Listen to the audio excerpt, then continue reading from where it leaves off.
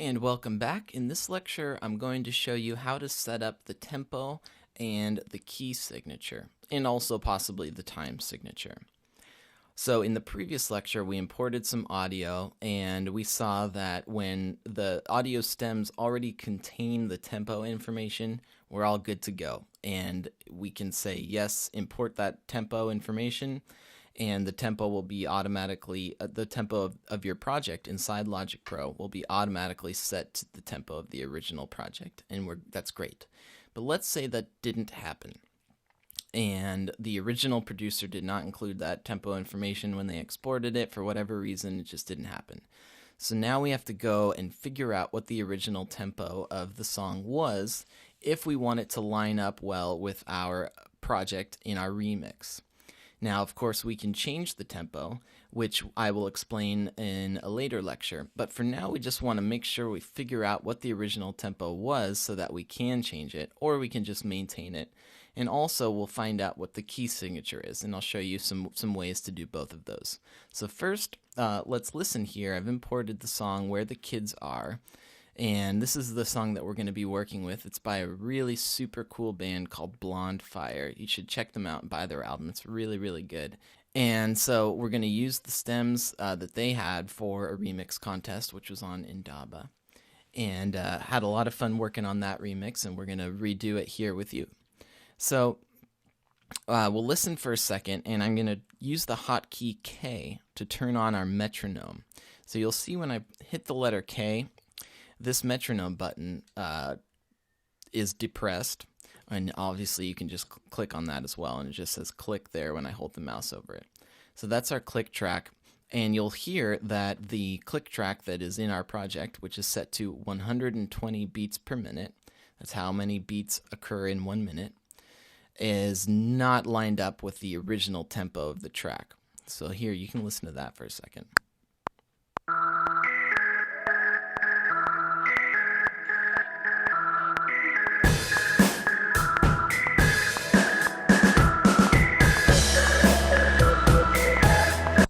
So you can hear there, our tempo is 120 beats per minute. The original tempo is obviously not that. And a great, simple, quick way to figure out what the original tempo is to use a plugin that's native to Logic called the BPM counter. So I'm just going to go here on the drum track.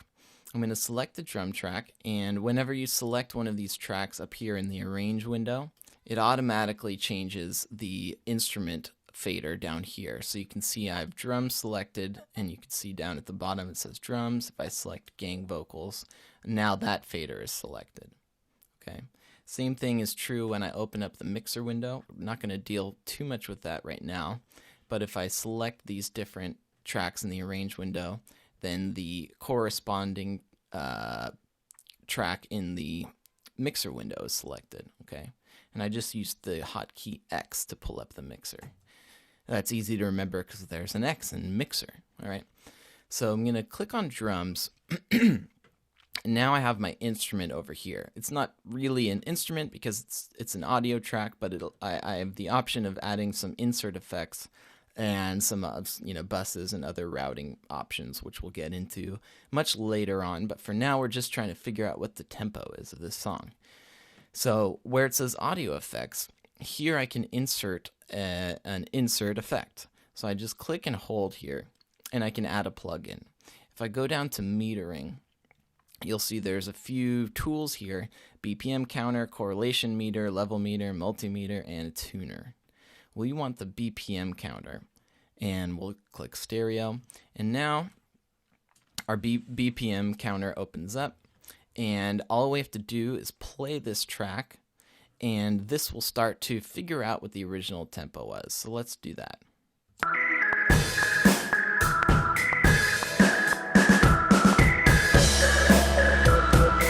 There, it just took a few bars, and it says, yep, original tempo is 108.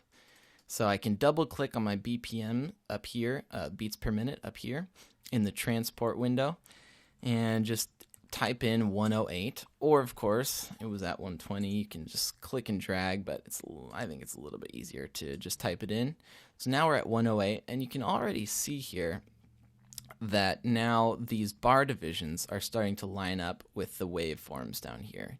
So let's try this again, put our click track on again, and see if that actually is the case. Just hit the letter K, hotkey K, and that enables the click.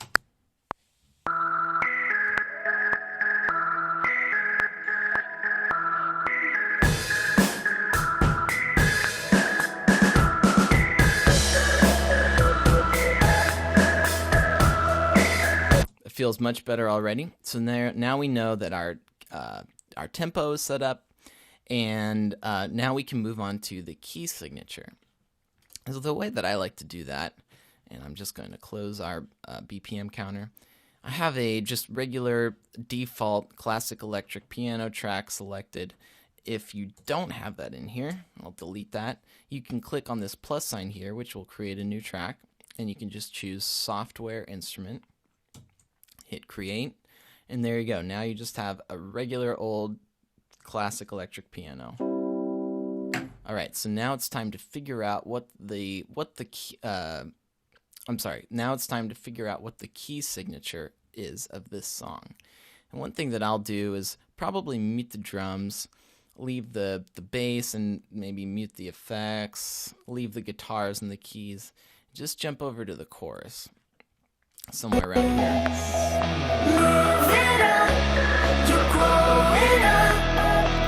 All right, so I can hear what the chord progression is, sort of. And it sounds like this note E is in the scale here.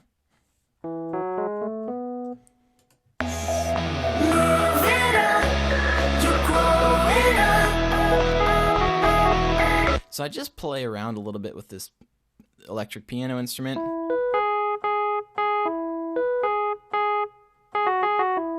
And I know, okay, that's just an E major because I'm just playing this E major scale.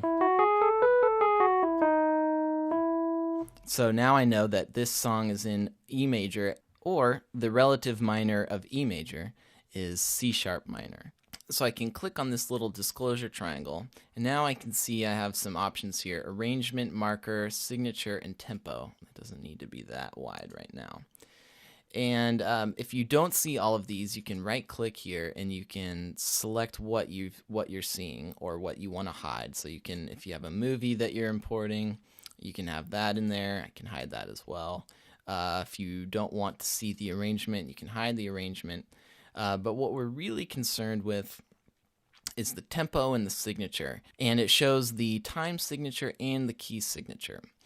Time signature being 4/4, which this original song is in. It's 1, 2, 3, 4, 1, 2, 3, 4. And really, that's the most common. 95% of the remixes you'll do will be in 4/4. Sometimes they'll be in 6/8, which is like 1, 2, 3, 4, 5, 6, 1, 2, 3, 4, 5, 6, 1, 2, 3, 4, 5, 6. But most of them will be in 4/4, so that's fine. We'll leave it there. You can change the numerator and the denominator by clicking up here. You can do that, and it will set it to where this marker is.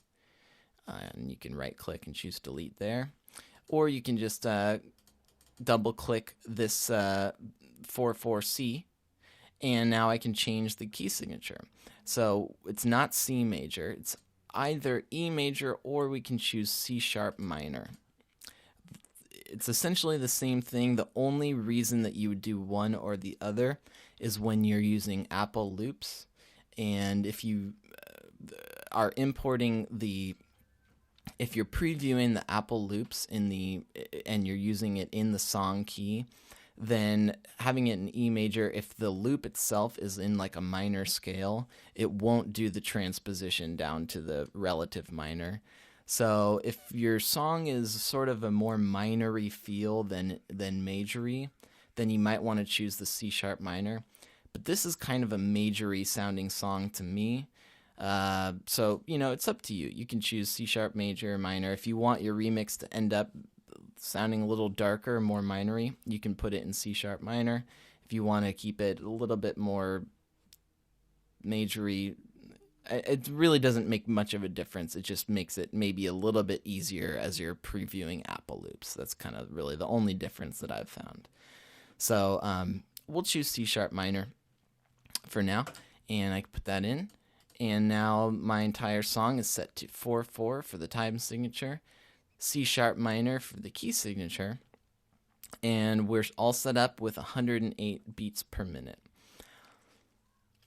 And so that's all for this lecture. In the next lecture, I will show you how to change the tempo of the original song, and we'll see you there.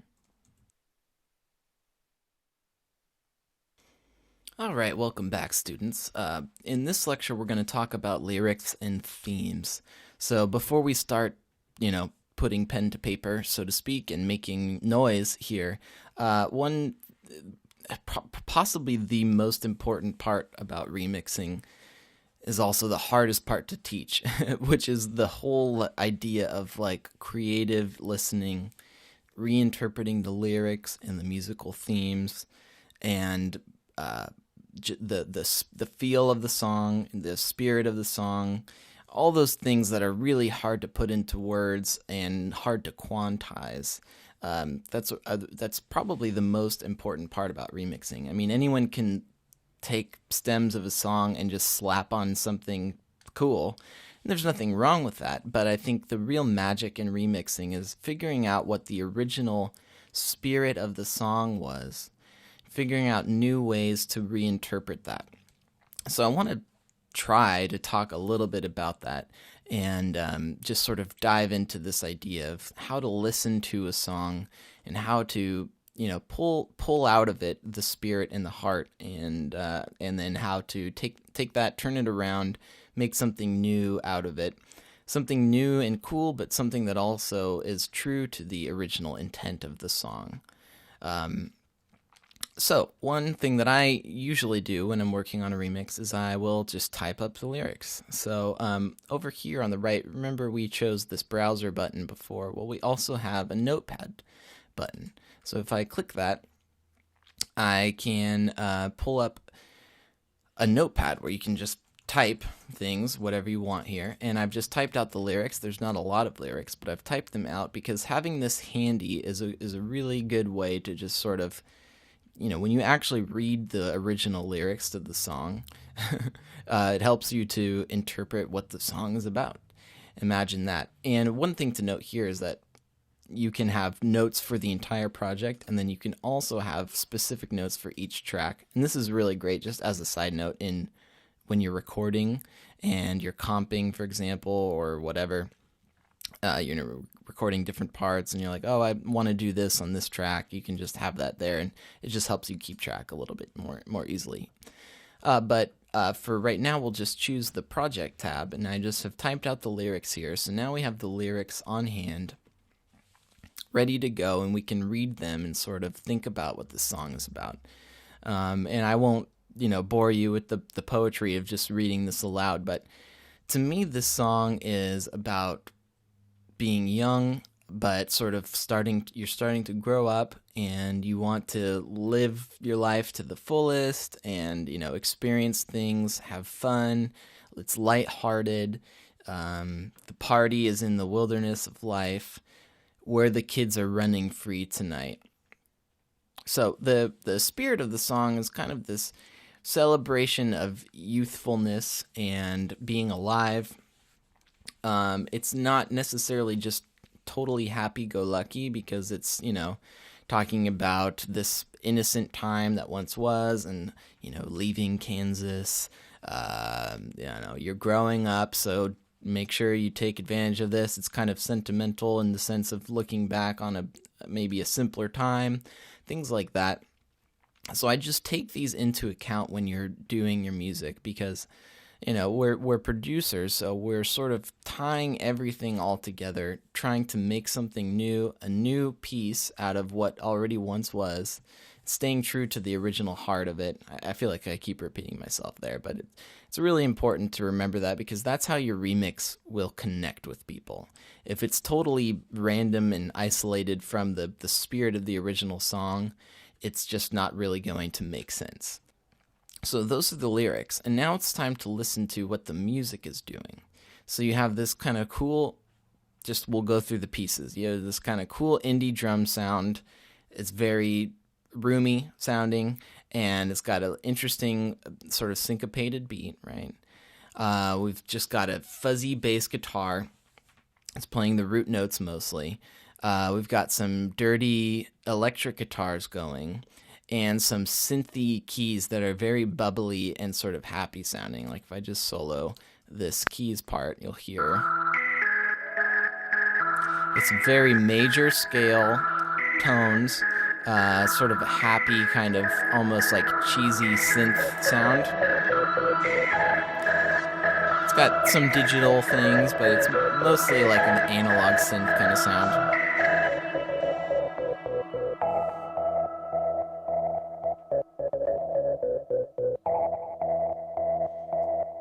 Right, it's got almost like a toy kind of sound to it. And the vocal melody is very happy sounding as well. So when you put together the lyrics and the original audio files here, you get sort of a happy, celebratory, youthful kind of thing. But something that I like to do with the remix when I'm putting my own music to the lyrics is sort of to embrace like an alternate shade of meaning, if that makes any sense.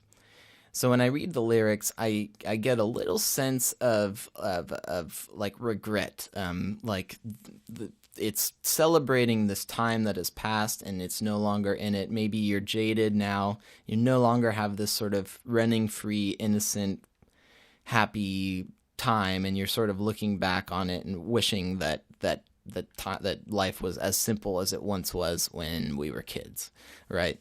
So the music doesn't really like embrace that part of the lyrics as much, but maybe my remix could do that.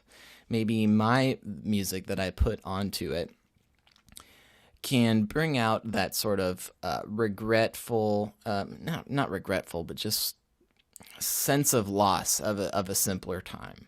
And I can change some of the chords, some of the timbres of my instruments, maybe less bubbly synths and more dark synths to go along with these lyrics to sort of bring out, as I said, sort of bring out that other shade of meaning that's contained in there, within those lyrics. So that's really the way that we make our remixes shine. It's by creating something that is subtly different. Well, it could be very different musically, but in terms of the spirit and feel of the music, we want to be relevant to what the lyrics are saying, but reinterpret them in a new way. So that's sort of the way that I want to go forward, is bringing out this sense of loss of a simpler time with my music. So that's what I'm going to do, and I'm going to show you how I'm going to do all of that. But I just wanted to have this lecture to talk about using the lyrics and themes to really focus your remix, and also having this sort of roadmap, at least like emotional sense of where you're going to go with your music, helps you focus in what you're going to actually produce when you're adding your instruments and your effects and things like that. And it's sort of like your guiding principle for your remix, because otherwise sometimes you just get stuck. I don't even know where to start here. But if you have an idea of the emotion or the attitude that you want your music to have, it's really, really super helpful. So, that's it for this lecture, but just don't ignore the idea that you have to focus on the theme and the lyrics, at least as much to understand what the original intent is and how to reinterpret that. All right, I'm done with that. See you in the next lecture.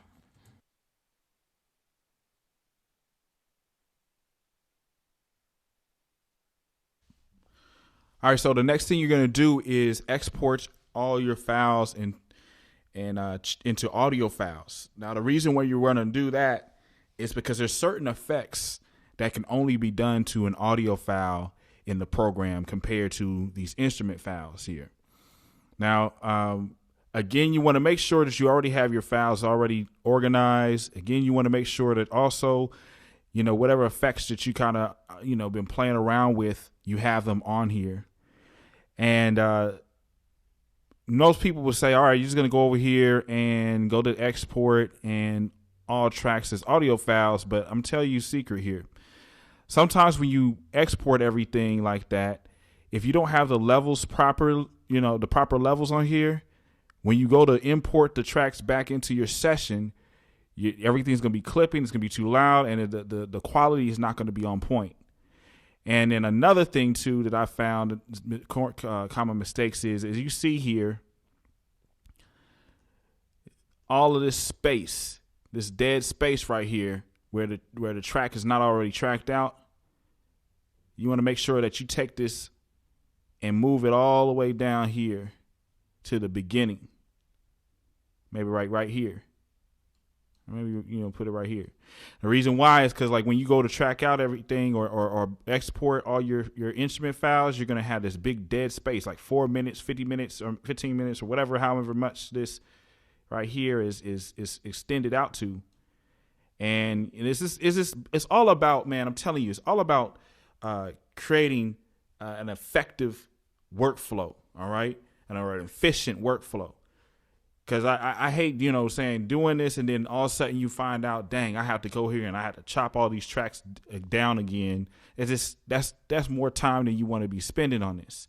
All right. So what you're going to want to do is you solo out everything. Start with the kick and listen to it. And you want to make sure that it's not going into the red. All right. So let's go play it.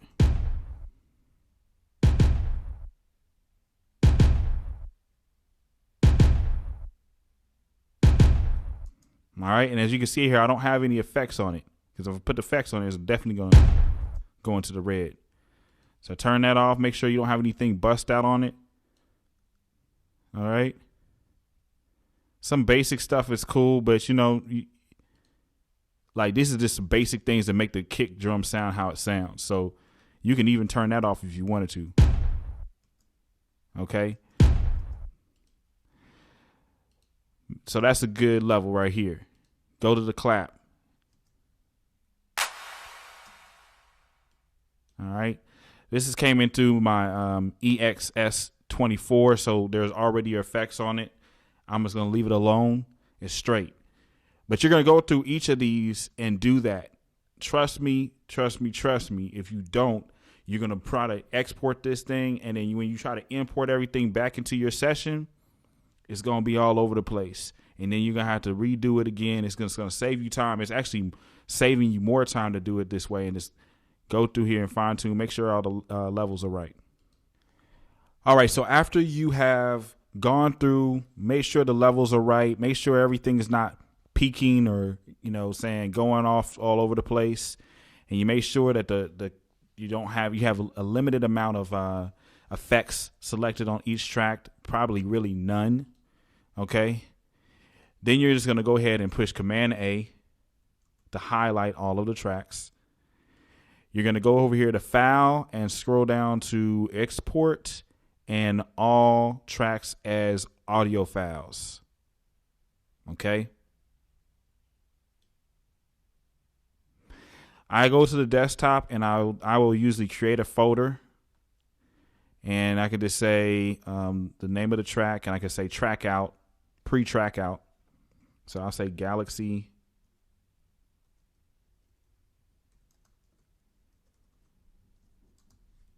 _ pre-track out. So yeah, you're going to go ahead and select wave file and then make sure 24-bit is selected since you're working within the project. And since everything is already named properly and organized, you can just go ahead and push save.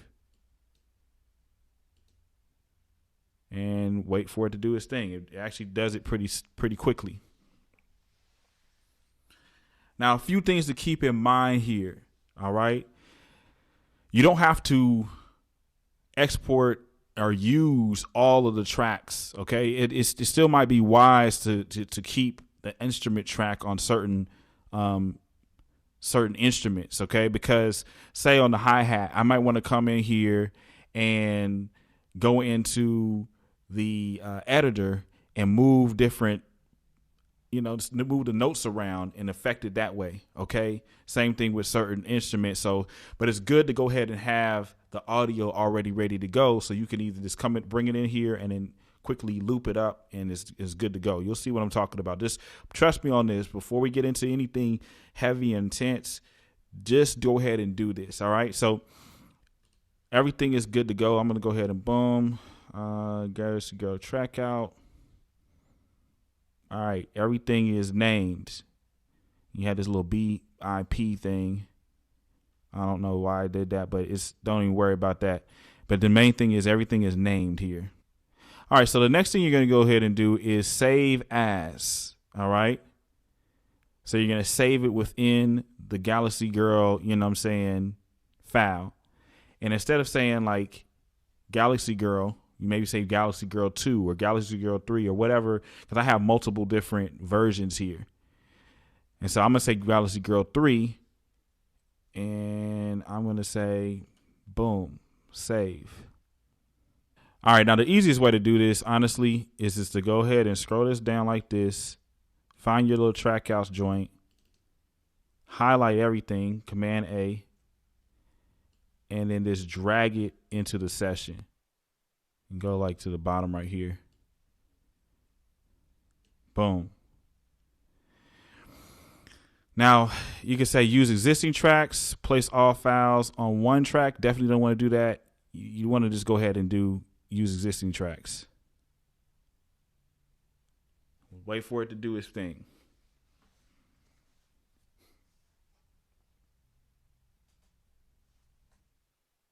All right, now once everything is in here, you can go ahead and highlight the audio files one more time. And you can bring this ruler all the way over here to the end of your loop.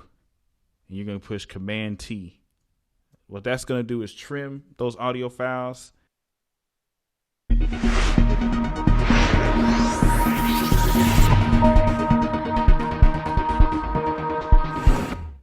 Again, welcome to this course. And in this lecture, we're going to cover Logic Pro's interface. All right, this is basically where we're going to go to a tour of the software. I'm going to make it real quick, simple, and easy for you to understand. And so let's go ahead and get into it. Now, as you can see, everything is seeming to be open and all over the place. This is usually how it looks when you first get started, in a new project, especially from a template. Okay, don't get overwhelmed, even though it looks overwhelming. All Logic is trying to do is show you that you have a lot of different options that you can choose from here. I don't know why really they start off like this, but regardless, I'm going to show you how to go ahead and dim down some of this stuff so you can actually get started creating music. First off, let's talk about what everything is though. Now, if you look over here at the top of the screen here, there are some buttons. All right. Each button is something that's going to open a window. It controls a window. All right. So if you look right here and just hover over it, something will pop up telling you what that button does. Let's talk about the first button. The first button is your library. This is where all your sounds are. This is where the library is, as you can see here. If you click it off, it's going to turn light gray. You click on it, it's going to turn dark gray. That's how you know whether or not something is open or not. Okay. So this is where all your sounds are. All right. You can easily go and get your sounds by just navigating up and down within it, or you can come over here and type whatever sound you want in a search, say a bass instrument. Logic's going to pull up everything for you, all the bass instruments within the software program. All right. So that's your library. That's where your sounds are. And you click off of that, as you can see, it becomes a little bit more manageable. Now, the second thing we're going to talk about is this inspector tool. You see this eye right here. Now, what is the inspector tool? Well, let's take a look at it. This is the inspector. Basically, whatever track you have selected, you can also come over here and affect the volume. You can affect the panning, which is like where the signal is going to go left or right. You can also add your effects, your EQs, and you can also add more sounds and things of that nature. Okay. That's what the inspector is for. It helps you there. And you also can see right here that you have the stereo output bus right here as well. So you can affect the total volume or overall volume of all your tracks as well right here. Just a quick way to help, keep things going as far as workflow wise. All right. So you can click off of that and, oh, there you go. Things keep on getting a little bit better. So I'm going to go ahead and skip these two for a second and show you this window right here. This is called your drummer, okay? And he is accessed in the editor, okay? Now the editor is the scissors. It's real simple. Anytime you see the scissors, boom, that's your editors. Now, the drummer is usually in a pre-made preset. So if you have a preset track selected here, your drummer is going to pop up when you push the scissors. And if you're in a regular instrument track that doesn't have anything already in it, when you push the scissors, something else is going to pop up. As you can see, it's different. You have something called a piano roll, a score, and a step editor. All right. Now in this course, we're going to cover more so the piano roll. This is where you can actually create MIDI notes. This is where you can edit your MIDI notes. More on MIDI in a later lecture. Okay. So if we jump back over here, again, hovering over here, this is your toolbar. You click that, something's going to drop down here, and this is where you can actually edit within the workspace window. By the way, this is your workspace. This is where all the magic happens. This is where you're going to see your audio files. This is where you're going to see your MIDI files. This is where you're going to see the different tracks that you have. This is where you can navigate and see where you are within the track, all right? Let's cover this guy right here. This is the quick help. All right, it's a question mark. Basically, every time that's selected, you can, if you hover over something, it's going to give you the definition of what it is. As you can see, it's hovered over the workspace, gives you a quick little definition. Real good feature for you just getting started in the program. And even actually, if you already have gotten started in the program, it's going to really help you to know what everything is for real. Okay. So let's continue on here. This is the next step here is the smart controls. If you click that, you can see here some knobs pull up here. Now these different knobs, the cool thing about it is they can actually be controlled through an external MIDI device. All right. Now you can also control them manually. Okay. Depending on if you have that selected, or you can come over here and get into controlling a MIDI device or making a MIDI device can be controlled through those knobs as well. Now, we're not going to go too much in depth in that aspect in this course, as again, this is an introductory course, but I still wanted to introduce you to all of the different features of the interface, okay? We're going to keep on going here. This button right here is your mixer. This is where you can do some in-depth mixes, and you can see all your tracks graphically and affect the levels and the panning and the, add effects and all these cool things right here. This is where the magic happens as well. We already covered the editor, so we're not going to cover that again. This is your transportation bar. We can go left to right and all that. We're going to cover that more in detail in the next lecture. And this is your display window. This is where you can see where you are in the track. You know what I'm saying? 29 seconds. Okay, there we go. Now, over here, we start getting into, let's say, talk about loops. Like if you want to build a beat, usually your beats are built out of loops. And so if you select that, this is going to put your track into loop mode. Okay. This is a tuner. So if you have a live instrument, you can tune it. This is solo mode. Okay. And then right here, this is going to give you a count in on the metronome. Now, I know I'm really rushing through a lot of this stuff kind of, but, please know if you have any questions about it, you can ask me and I'll answer them for you. Okay. So please let me know in the discussions area. So let's go ahead and finish this out here with these last 4 tabs or buttons. This guy right here is going to show you a list. It's a list editor. And this is where for you detailed oriented people, if you pay attention to details, you want to see exactly where you are, all right, based on certain things. You can say, all right, this is exactly where it is, and takes notes and everything like that.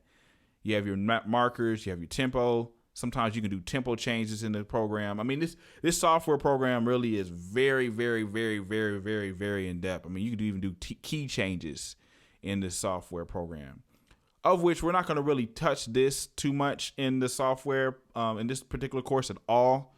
It's really an advanced feature, but I want to let you know you have access to it. All right, this is where you can take notes. And this is great for if you're working with other creators and collaborators, because you can take notes about your session, send the session over, and they can open up the notes and see it, and edit the notes and send it back. It's vice versa. Okay. Now, as you can see, this right here, this is like a loop thing. This is your Apple loops. There are thousands and thousands and thousands, maybe not thousands and thousands and thousands, but there are so many sounds and preset and pre-made samples and loops that you can use free of charge, royalty free, meaning you don't have to pay anybody on the back end. Apple has already taken care of that for you. So you can use this in your music and you can get paid after you sell it.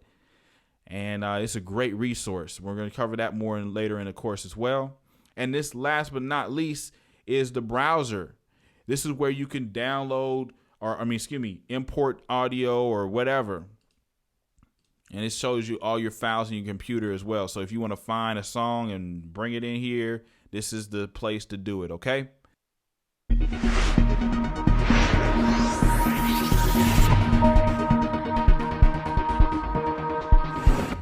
In this lecture, we're going to cover MIDI recording using the piano roll.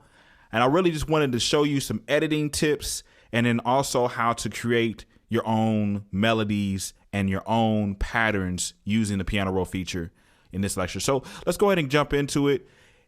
First thing you want to do is make sure you create a track.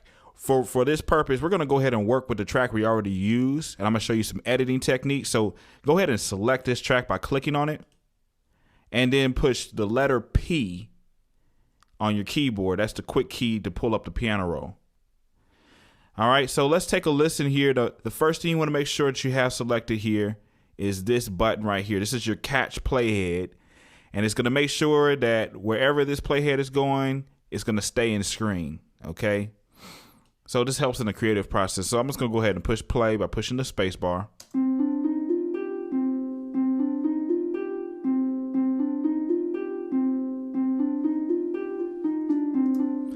Now that sounds great, but say if I wanted to move some of these notes around, all you have to do here,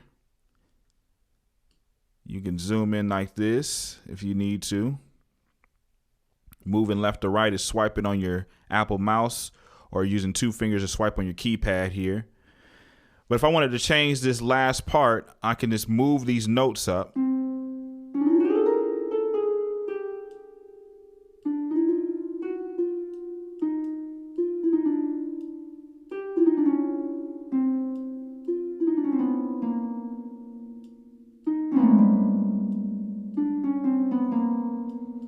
Now let's take a listen.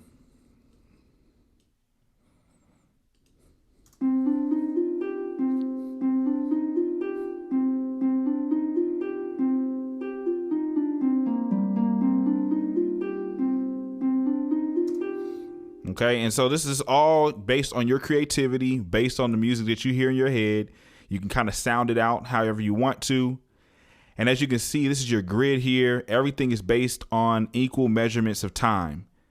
So you have different notes here. I'm going to show you how to create a note. First off, you push Command. All right, hold down Command and you see the pencil. You can click anywhere on the grid and you create a note. All right. Based on how long or short your note is, it's going to have different note lengths. Like, for instance, this is one measure from 1 to 2. So that would be a whole note, is what they call in music. If you broke that in half, that's a half note. Broke that in half again, quarter note, eighth note, 16th note, and it can keep on going shorter and shorter and shorter. So depending on the type of instrument you use, also depending on the type of drums you might use or whatever, like hi-hats are normally going to be about 1/16th, or 16th notes. Okay, so that's what's going on with that.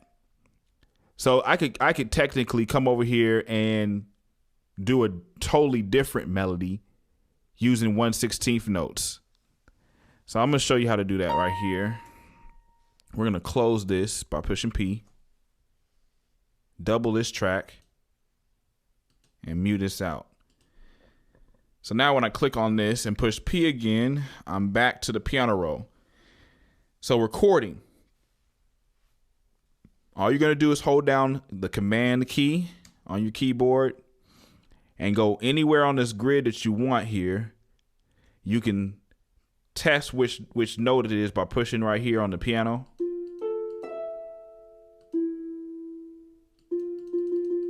So if you want to push this note, which is a F, C, D, E, F, okay, you just coordinate it by coming right here on the grid.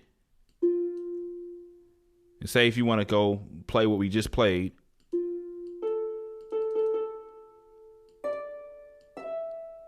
So you need to know the next note is this one.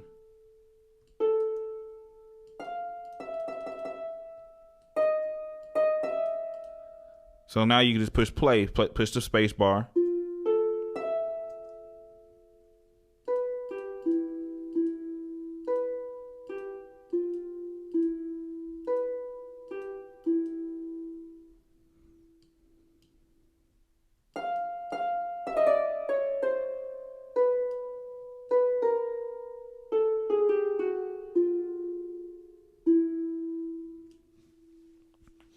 Okay, so you get the point here. And again, I want you to keep in mind this the tip of highlighting the note and pushing down Option. You can now drag it and pull it and create a new note instead of having to push down Option and place it. There's two different ways to do it.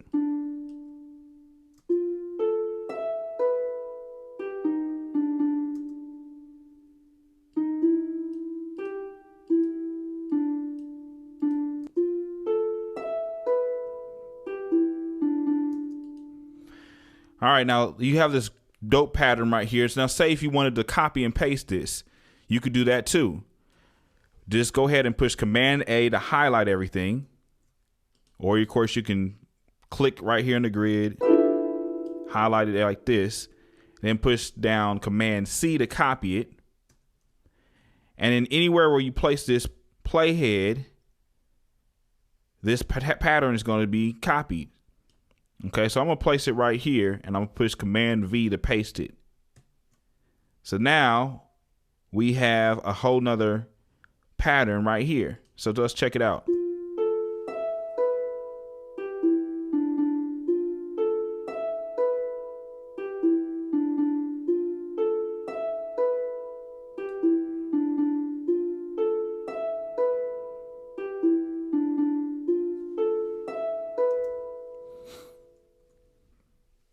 That's the basic idea of MIDI recording using the piano roll. Please let me know if you have any questions, and thanks for watching.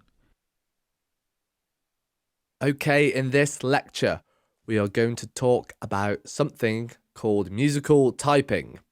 Musical typing is where you can play the notes of a musical keyboard by hitting the buttons on your Mac keyboard. It's really straightforward and can be really handy if you don't have a MIDI controller available to you. Let's first click on the plus button over here to create a new software instrument.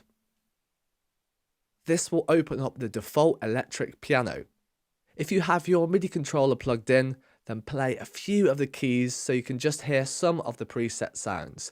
If you don't have your MIDI controller plugged in or you don't have a MIDI controller, don't worry, we can use musical typing. Musical typing can be really useful when you need to quickly put a couple of notes in, or if you are producing music on a MacBook when traveling. We bring up the musical typing keyboard by hitting Command K on your keyboard, or by going to Window, Show Musical Typing. We also have hide musical typing on here too, or we can hide musical typing by clicking the X or by hitting Command K again. The keys on your Mac keyboard link up to the keys on the musical typing keyboard.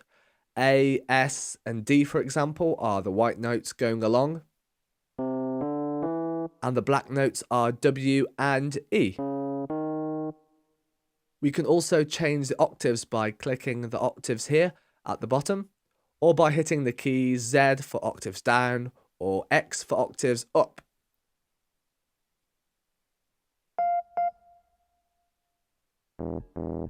You will see the blue area on the small keyboard above Shift when we change the octaves. This is the area on the keyboard that we are using. Next to the octaves, we have the C and V keys, which tell us the velocity. This is how hard we hit the keys on the keyboard. Right now, it's set to 98, but we can change this to a higher velocity, which makes it sound like the keys are being hit harder. With a lower velocity, it will make the notes sound like the keys are being hit softer. If I hit C or V now, you'll see that the velocity number goes up or down. 0 is our minimum or no sound, and 127 is our maximum velocity. Tab is also a sustain key, so if we hold down tab, it will hold down the note, similar to a sustain pedal. It will hold down more than one note or chords too.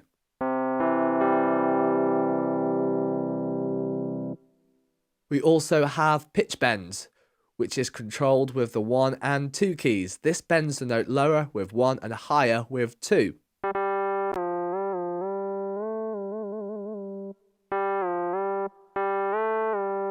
We also have modulation with the keys 3 to 8.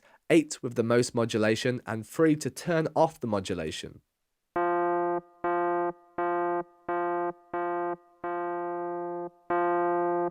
We also have another view if we hit this small keyboard button up here on the left. Going back to the other view, like I said before, Command K hides the musical typing, the same as bringing it up. Okay, this lecture was all about musical typing. Musical typing can come in handy if you want to quickly put down a few notes, or if you don't have a MIDI controller available to you at that moment in time. In this next lecture, we are going to go over writing the keys or keyboard parts for our beats. So the drums and the bass are the rhythm instruments, but the keyboards also play an important role for the rhythm, and they also play a real harmonic role in the whole song, because we do get the groove mainly from the drums and the bass, but all the chords and the harmonies really come from the keyboard parts. So learning to play or programming the keyboards is really essential for creating great beats in Logic Pro 10. A thing to do if you don't know too much music theory is to just start off with simple steps, like realizing the difference between major and minor chords, because it will really help in writing music. So the keyboard part has two roles. The first is to lock in with the drums and the bass, and the second role is to add a harmonic function. So it gives the whole song a bit of harmony and also adds a bit of color and texture to our music. Let's first of all find a keyboard sound. This drum and bass sound is quite electro sounding, so let's try and find an electro keyboard sound too. Let's just type in electro over in the software instrument search and see what comes up.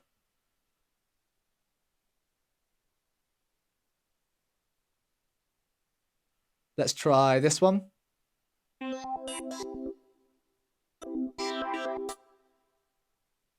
Let's try this one, Electro Laser. For this exercise, I want more of a keyboard part rather than an effect or a synth sound. Let's try electric piano, because I do think a lot of these electro software instruments are more sound effects than keyboard instruments. Alternatively, if you don't want to search through the software instrument library, we can open up the electric piano instrument here. And it's Vintage Electric Piano. We can always change this later on, but I think it's good to start with an instrument that is very similar to what you want already, because then it will allow you to write based around this sound. Let's just go through a few of these keyboard sounds. Let's just change the octave.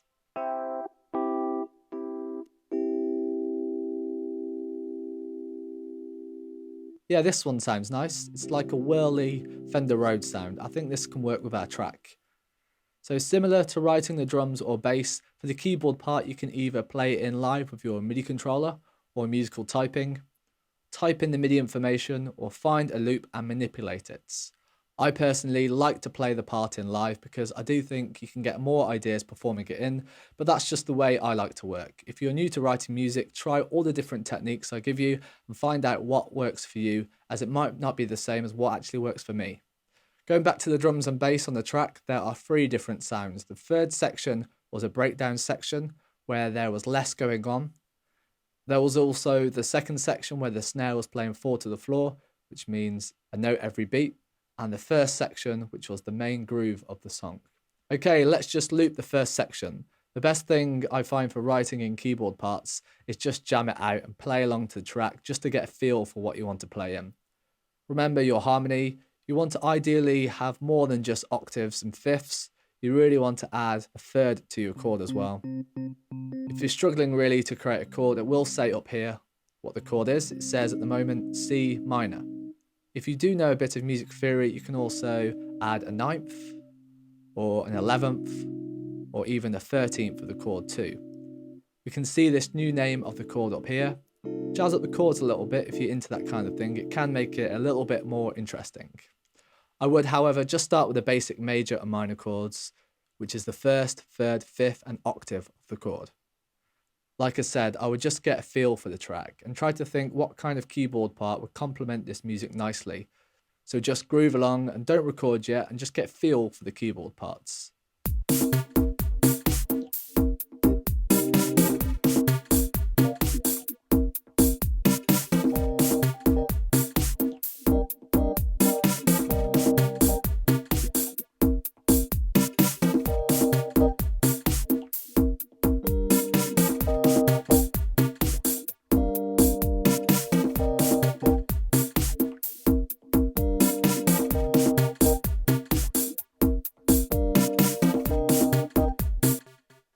I like this part I was playing. It adds a lot more colour to the song. Here I'm playing a C minor 9 and a G minor 7 13th. I believe this adds a lot more interest and colour than just playing the regular first, third and fifth of the chords. But it's completely up to you what you do. I always say work to the track. So if you think the track could benefit from having more colourful chords like this, go ahead and do it, but don't just do it for the sake of it. If the track's going to sound better just having simple chords, just play in simple chords. Okay, now I'm going to record this in.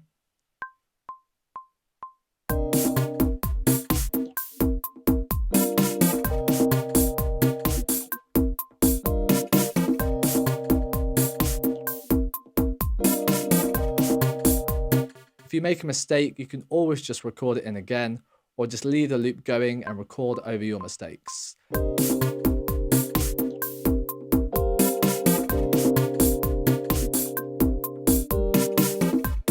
This new section really does add a much deeper harmonic element to our track. Let's now open up the piano roll editor, shortcut Command 4, and have a look at these MIDI notes. I have got a few mistakes, so I'll just clean it up. Sometimes when you play these more advanced chords, you might accidentally hit the wrong notes, but it's really easy to fix minor errors in the piano roll editor. Okay, let's change the quantized time to quarter notes, as these held notes are a little bit longer, so we can change it from 16th to quarter notes. Let's hear this now.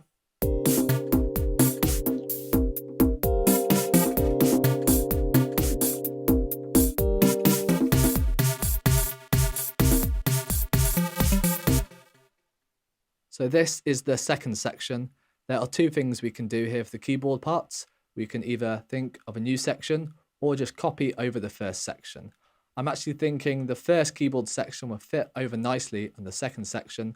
So let's just drag it over here. Hold down Alt to drag. For the third section, I'm going to hold down a few notes. I'm going to try this chord,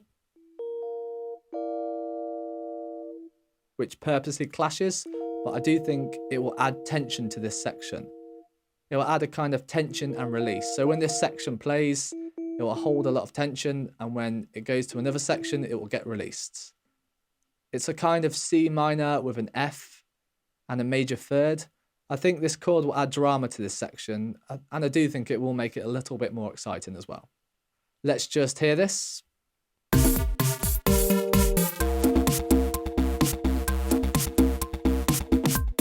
Let's just quantize this by opening the piano roll editor, shortcut Command 4, and hitting the quantize button over here. Let's now just hear this back. Let's now copy over the first section for the repeat. If you look here, we actually repeated the third section, but only half the length. Let's just drag over and resize this MIDI information. I believe that this new keyboard part will give a much more mature element to our track, as these chords really do add a nice deep harmony, and I think it does make the track a lot more interesting for the listener. Let's just hear this track now.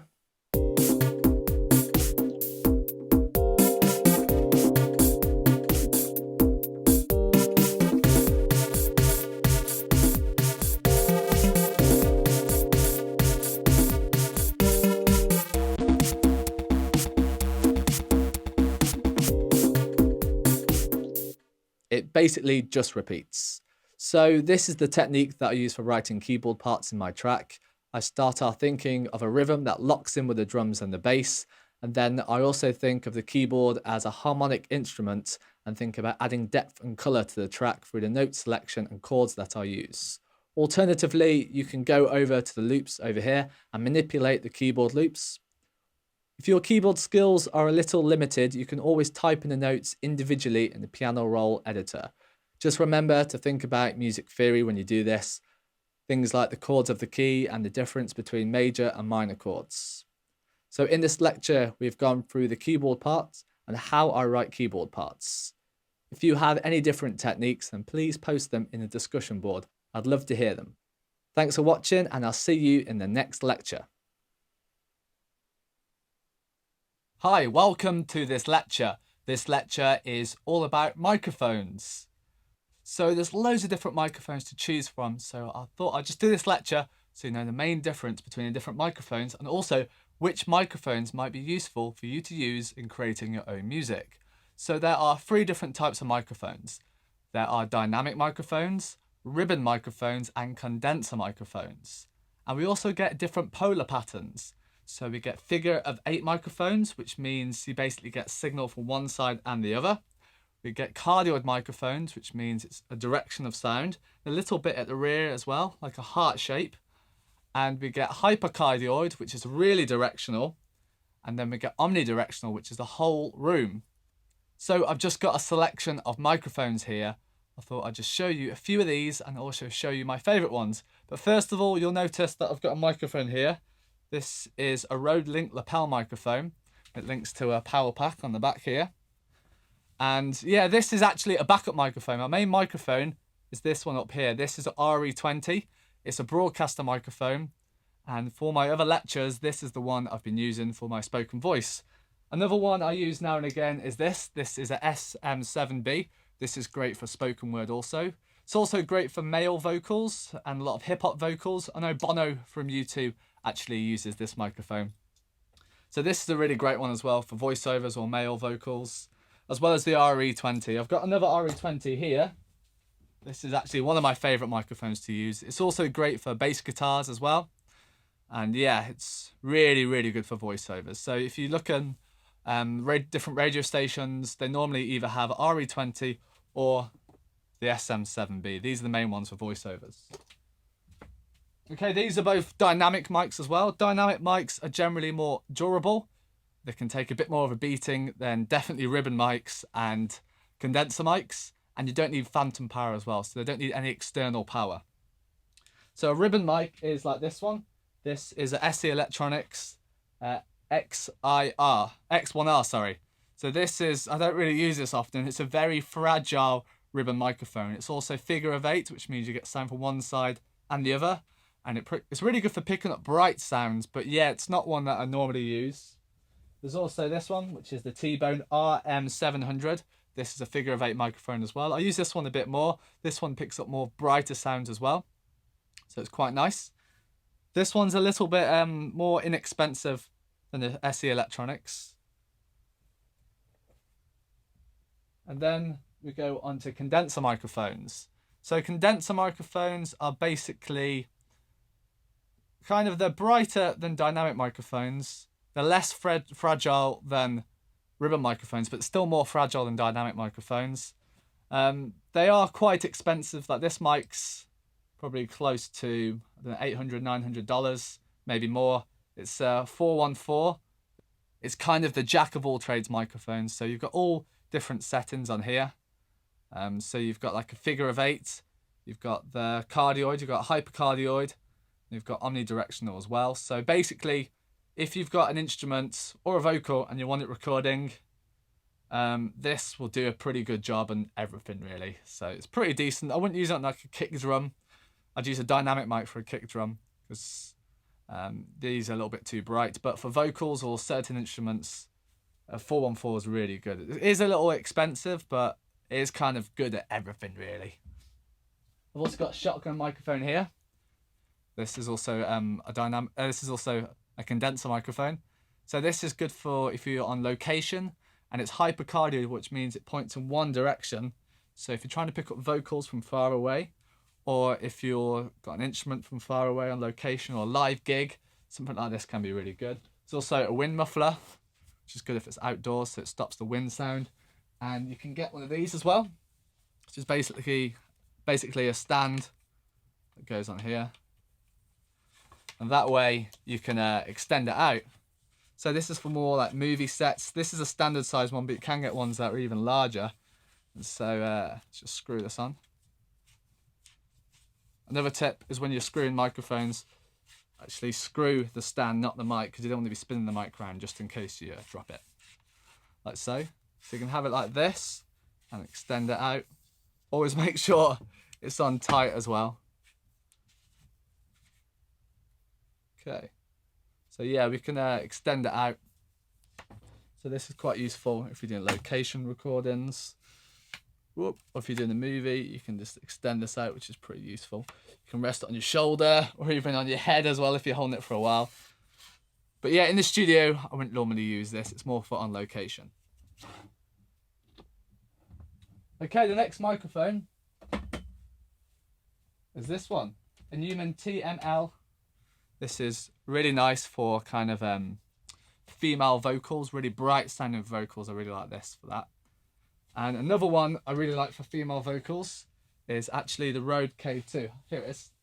So this actually has a valve inside it. This is a condenser mic as well. It has a valve in here and it can create a really nice rich sound. The only downside of this microphone is you've got to carry this box with it as well, which is a little bit annoying.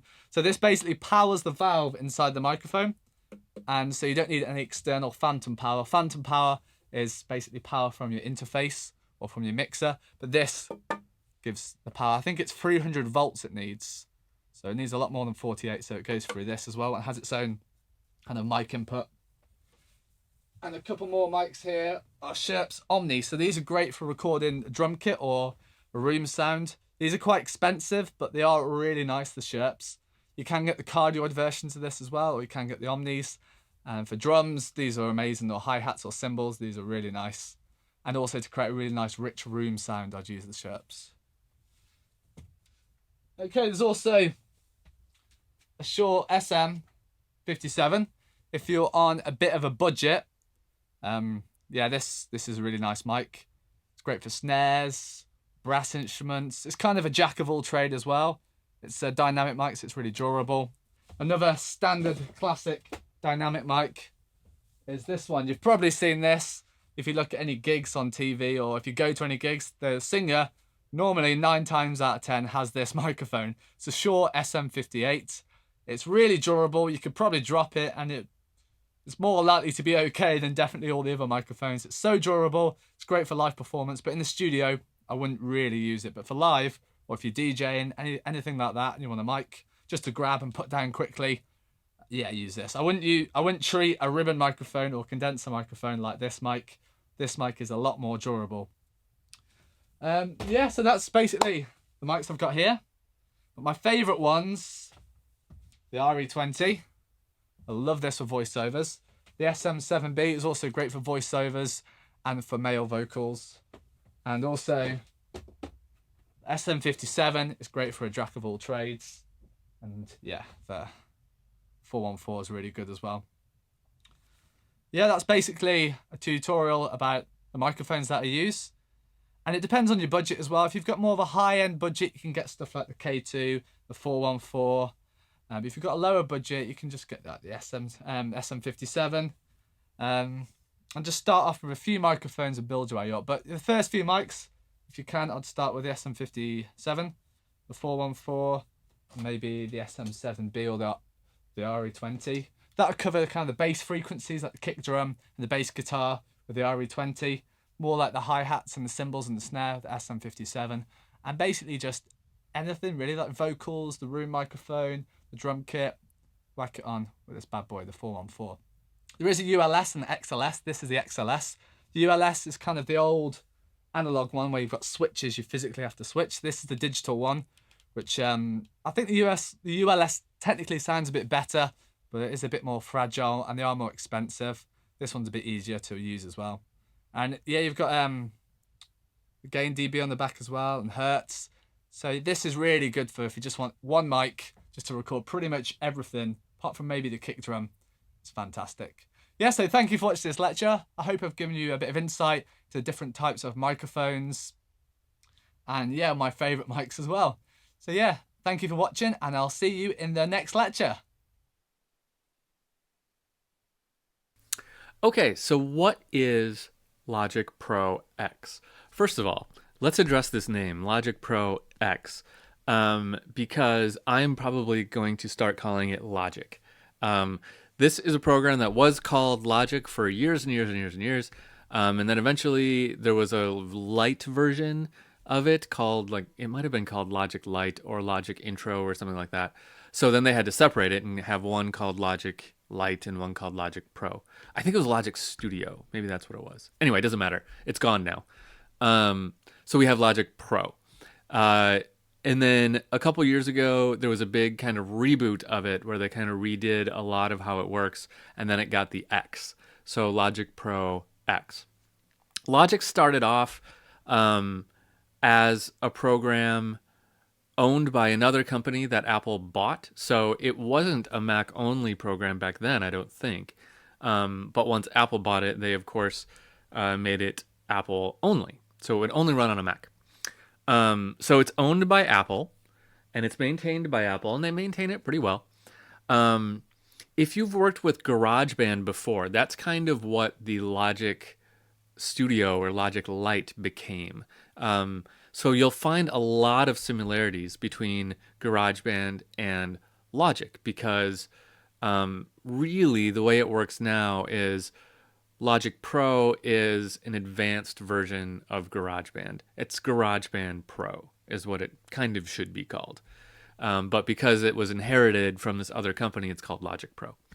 I am probably going to call it Logic. So let's just get used to calling it Logic. Now, what is it? It is a professional DAW application. That's DAW. That stands for Digital Audio Workstation. What that means is that it is a platform for us to arrange and manipulate audio, sound. Let's just say sound, because audio is a bit of a confusing term because there's two different kinds of sound that we can work with in Logic and in just about any of the DAW applications. There are others. And that is audio and MIDI. MIDI gets converted into sound. We'll talk about how MIDI works shortly. Don't worry. We'll cover it in this class. But what it means is, so I've just loaded up here one of the default electronic tracks in Logic. So they start you off with a beat and then you can create stuff. So this is what it sounds like right out of the box.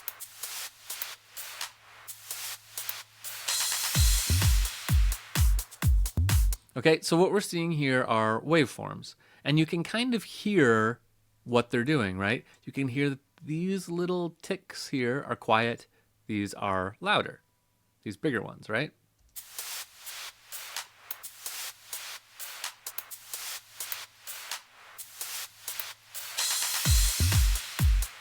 Right, so I can move stuff around. I can put a gap here. There's going to be a space there if I do that. I can overlap these to happen at the same time, although that turns it into a MIDI track, which is something we'll talk about soon. I can add effects to this. I can change the way it sounds. I can make it slower. I can make it faster. I can make it sound like it's in a cave. I can do all kinds of different stuff. And that's what any of the DAW programs do, the digital audio workstation programs. They let you move things around in time, arrange, and manipulate sound. So Logic is used for a lot of applications. I see a lot of film people working with Logic, and there's a good reason for that. I see people that work in gaming working in Logic a little bit. Um, and I see a lot of just electronic producers working in Logic a bit. It kind of goes across the board. So in the next video, I want to talk quickly about some of the other DAW applications and what kind of sets Logic apart. So let's jump to that now.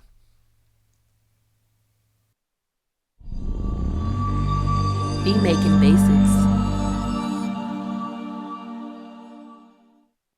All right, so in this lecture, what we're going to be doing is talking about automation. Automation is going to help you control certain effects, add certain things to the track, and make it actually trigger at a certain point and do whatever you want it to do until you want it to stop. Okay, it's pretty cool. I recommend doing, again, things sparingly or keeping it simple. But if you would like to add automation to your track, this is how you do it. Now, the first thing you have to do is select A on your keyboard. So push A, the letter A on your keyboard, or the second way to be able to access the automation features is to go over here to this button right here.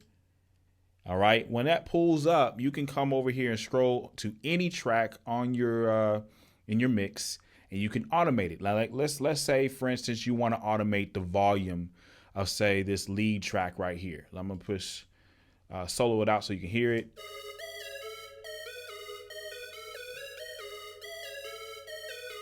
All right, let's say that you want that lead track to kind of like gradually come into this next section. So what we would do if we want to do that is we would come over here, make sure this is selected, that read is selected, okay? And then you're gonna select volume right here. All right, all you're gonna do is just go ahead and click on this line. You can either use the playhead to kind of point at a specific point within the measure. And then you just click there until you see that little ball. Okay, and that's what it's basically going to create a point. And then you can just create different points and pull this up or down to affect the volume. So say if you want to say, all right, look, I want this thing coming in. I want it just to be like silent right here and then gradually come up. Okay, and I want it to come all the way till the 33rd measure. And then I wanted to dip back down at the 37th measure, and then at the 45th measure, come back up. Then it would sound something like this.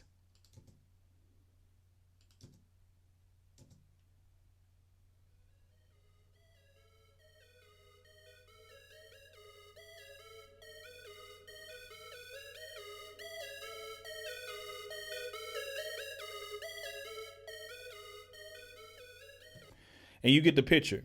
Now I'm going to, of course, undo this by pushing Command Z. That's not a go life example of what you would do, but this is just giving you a picture of what you can do. And you can do the same thing, say, with pan. So say if I want to go to my hi-hats and say, all right, you know what?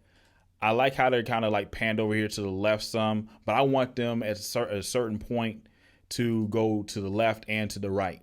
So what you would do is select pan. Okay, so say if it was on volume, go over here and select pan, make sure read is selected, and do the same thing with your point system here. You're going to click certain points within here, and you can always move these points around, adjust them.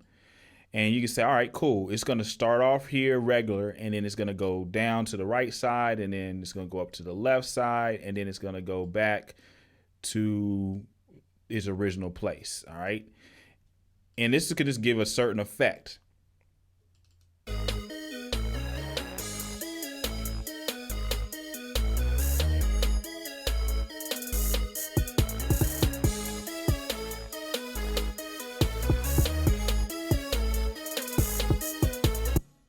Okay. Now, if you want to, you can also add any other effect that's actually within Logic. Okay, and this is how you would do it. So, for instance, say if you want to add like a flanger, okay, to say one of the synths. Okay, let's say right here. All right, you're gonna do that through the sends. And so what you would do is you would create a send. Okay, and as you can see, there's no flanger here. So you would go to bus 9, the next open bus. Select that. It's gonna create a new track here, a new bus track or auxiliary track. And then what you're going to do is come down to your effects, go to modulation, flanger, and you can just select a flanger. I'm going to put this easy flange on it. And basically what's going to happen is if you pull this up here and then come over here to main, you're going to notice that there's something right here that says send 3. Now, of course, if you come out here, you want to make sure you name this because, you might get confused. So I'm going to say flanger. Okay. And I don't know what the heck this is. We're going to take that off. But okay, we have this flanger here. And so what you would do is go over here to main, and now you see send 3 flanger. Go to absolute, and you saw how that line popped up. So now what we can do is say, I'm going to move this playhead to where I'm beginning just to get a point of reference. And then I'm going to say, all right, look, I want this flanger to start coming in from right here all the way to here. And it's just going to flange all the way, and then it's going to go back to normal. So let's say we want to do it like that. This gives some type of effect in the song. So let's check it out now.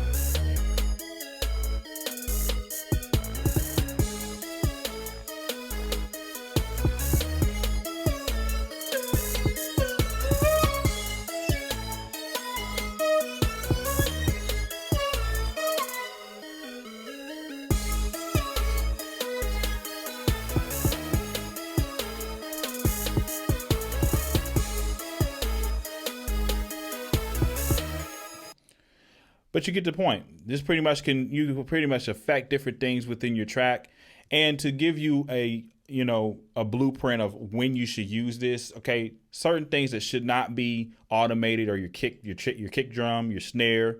Okay, I wouldn't put any crazy effects on most of these things. Maybe you can put some certain crazy effects on like your actual instrument tracks, or do some panning like with your hi-hats.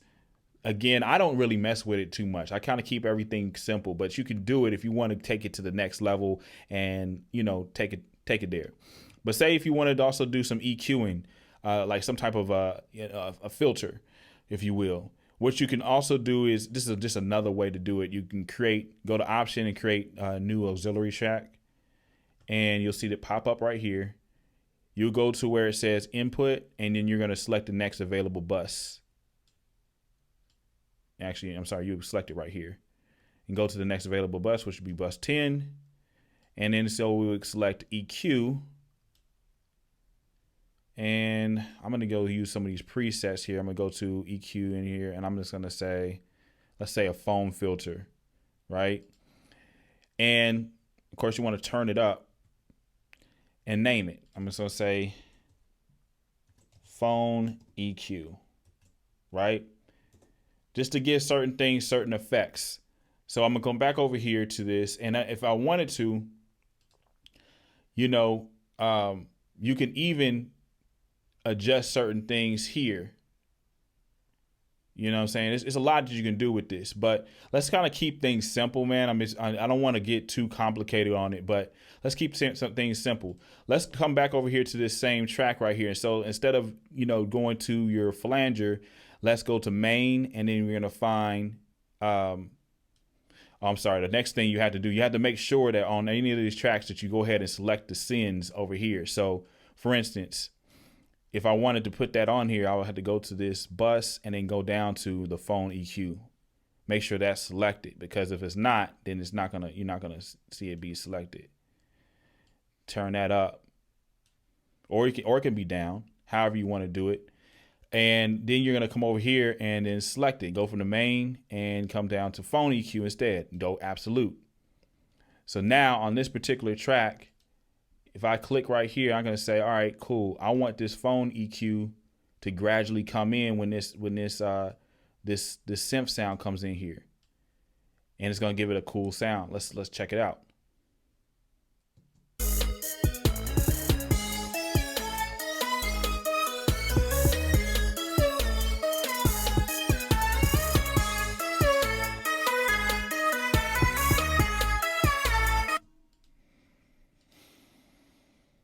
I'm going to turn that flange off gonna turn this down some, just so you can really hear the effect.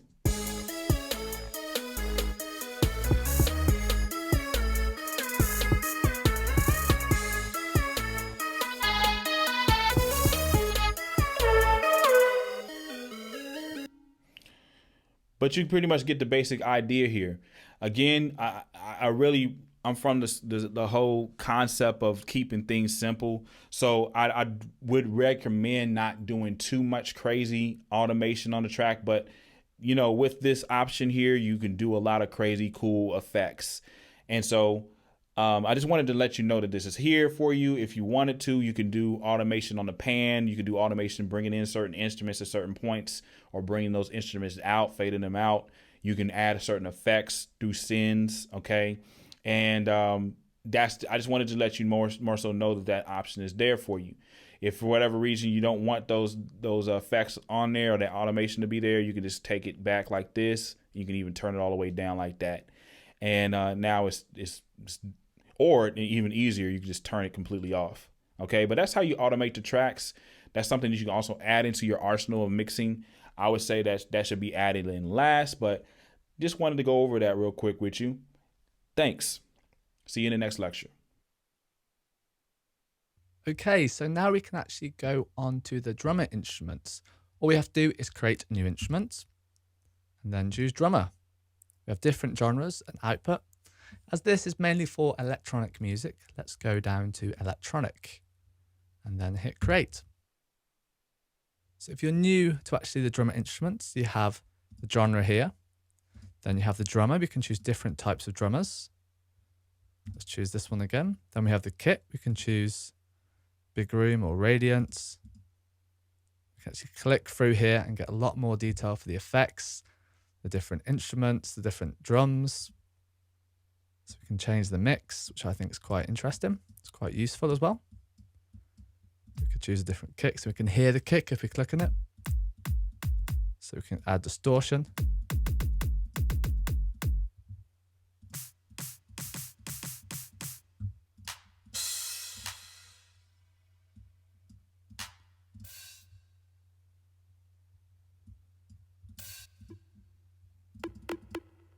Add some crust distortion.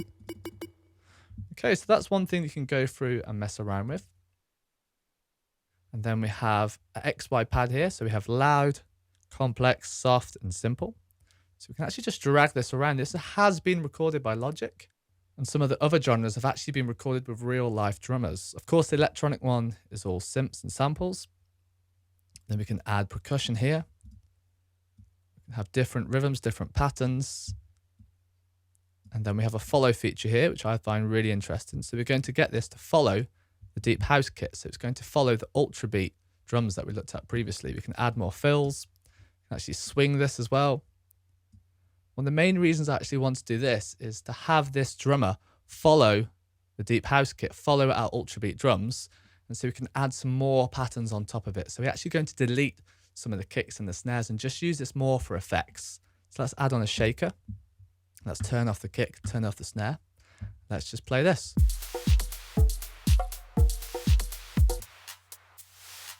So we can go through here and actually lights up which ones are being played. So we can go through and change some of these effects now.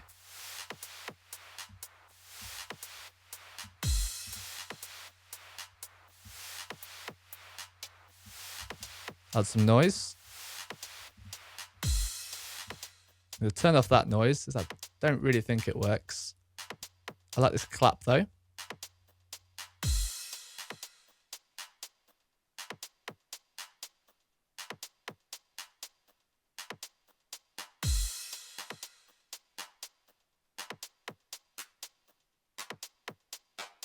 can always go back and change the pitch later on. So I'm not actually too sure what the pitch of the track's going to be now. We can change the pan. Notice if you're wearing headphones or using monitors, it's going into different speakers. Siren. That's not being triggered right now. You can add swing as well. That sounds quite cool. You can hear the space in between the hits now. can actually go back to Ultra Beat and add swing to this as well, which I find quite interesting. So let's just go back to this.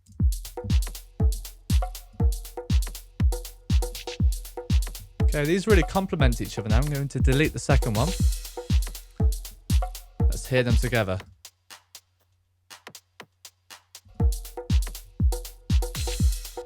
And what we can do now is actually go into Drummer, and we can actually drag this onto a MIDI track so we have more customization. So I'm going to play around with this a bit more and move it down to soft and complex.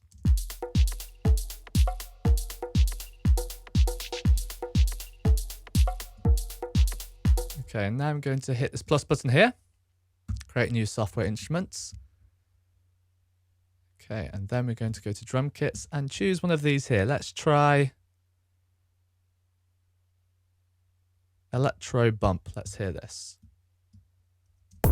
You notice it's changed to MIDI information. I don't really like this kit though, so let's change it to another one. Okay, now you can go and edit this MIDI information. Let's just zoom in here. If you zoom in further, it actually tells us the names of some of these drums on the side, which is very useful. So it's this low one that I don't really like the sound of. I believe it's up here. It's 808 bass. The bass part is going to be something separate. So let's just drag this to conga.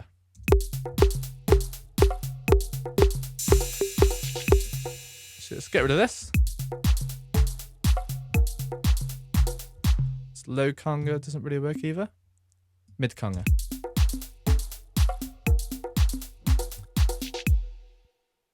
And now we can actually go in and drag some of this information around.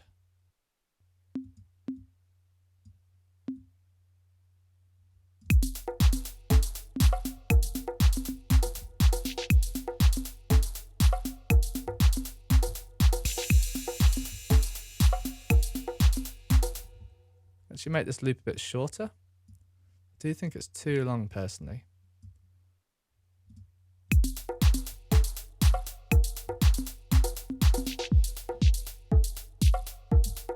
Okay, nice. And then just use this loop function here.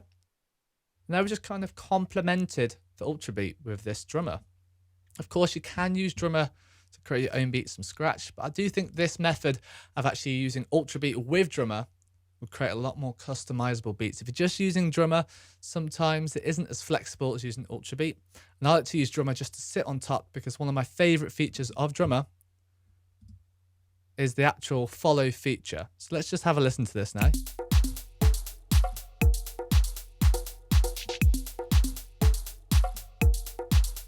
And now they've both been converted into MIDI information. You can go into either of these and actually just change the information around.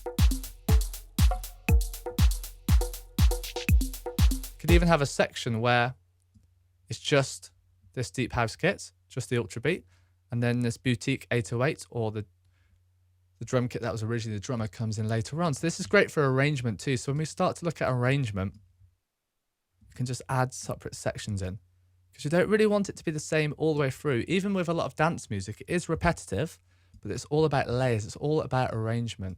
So we can just drag stuff over, hold down Alt, and then just create new sections. You can always color this slightly different. So if we hit Alt and C, we can bring up this color board. And I'm actually going to go into this and change some stuff around. So let's get rid of the color board. And this one, I'm going to move all these claps to a low tom. This might sound a bit crazy, but let's hear.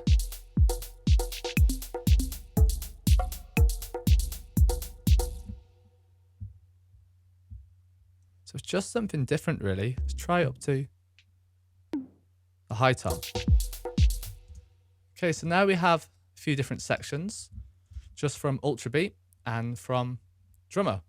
So always remember to save your projects. Let's have a quick listen to this. And so this is basically our drum part that we created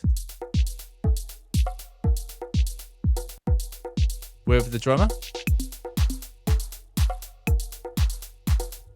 And the other section.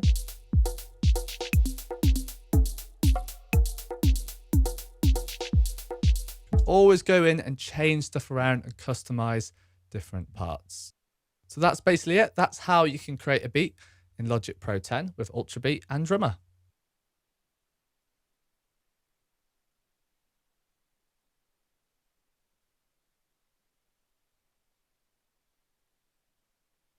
Okay, so now we've got our drum beat, we've got our bass line, we've got our chords. What we're going to do now is actually add in a new section of chords that doesn't actually fit in key. We're going to make something a bit more exciting. If you remember previously, I said all that really needs to happen is the first note of the chord and the last note of the chord need to work together to create a loop, because in a lot of dance music, it's all about loops. It's about creating loops, creating rhythms, building up melodies. Of course, for different styles of electronic music, it can be different, but generally speaking, this is the case. So what we should do first of all is find our string part here, the bamboo air strings, and copy this over by holding down Alt. And now let's color this differently. Hit Alt and C, and let's choose a different color just so I know the parts are different. That's why I color these different. So I know, for example, looking at this bass part, the red part is going to be different to the orange part, and that's going to be different to the green part. This is all about experimentation. Remember, let's leave the first chord and the last chord, and let's change the second and the third.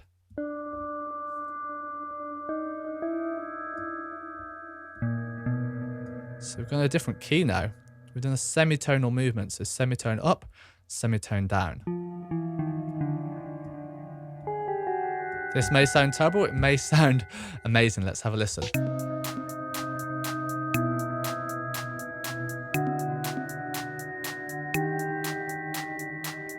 Really adds suspense and tension because we have this semitonal movement. It really wants to be released. So we have the tension building and building and building, and then it releases. So all I really did there is just add a semitone up and a semitone down, and then a semitone down from the first one, and then a semitone up. It's really about experimentation. These semitonal movements will add a lot of tension and build. In a lot of dance music, especially when you're creating breakdowns and build-ups, it's all about adding that tension, and then it's released. So we've got this tension now. Let's remember these notes. And let's have a look at this cello part next of all.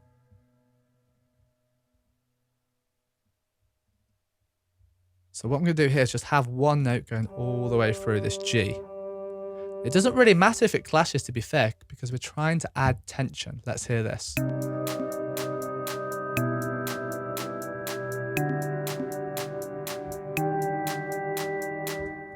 Okay, so we have this note here, which is an E, which does work with a G. This one, a B. So it's really gone into an E minor here. So we've swapped because we have an E minor, a G from the cello, and a B from this note here. Then we have this note here, which is a D. Then we have an F sharp. That doesn't really work with the cello notes, so we're going to move it up to an A. So for the third one, the cello is going to be an A. And now let's have a look at the fourth one, which is a G and an E flat. So we're going to go back to a G. So it's really about analysing your notes and working out what is going on. If you don't understand some of this music theory, I do recommend taking my complete music theory course where I do break down how theory really works. Now let's have a listen to this with the tension.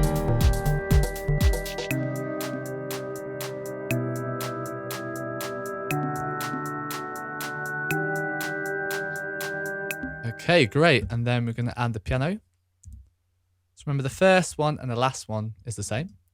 Also, I'm just going to colour these just so I know it's different. And the second one and the third are very different. So I'm actually just going to copy and paste the second and third notes into this piano part here.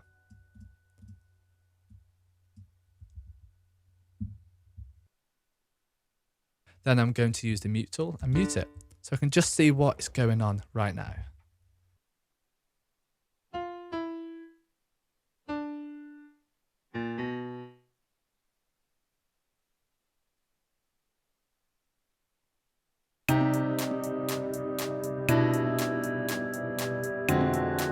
So that really does clash.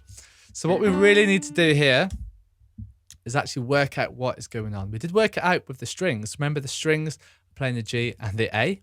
So the first chord is kind of an E minor. The second chord is kind of a D major. We know this because of the F sharp, and the root note is a D. The second one, we know this because of this E and this B. So what I'm going to do now is actually play in an E minor and then a D major. So we're completely going out of key. These do not fit in C minor, but it doesn't matter. It doesn't have to fit. That's the great thing about writing chords. As long as the first chord and the last chord loop together, you can put whatever you want in the middle. So remember, E minor and D major. So let's go back to here. So E minor, D major. So we have the D there, and then the E here. And E minor has a B and a G. So add these notes here.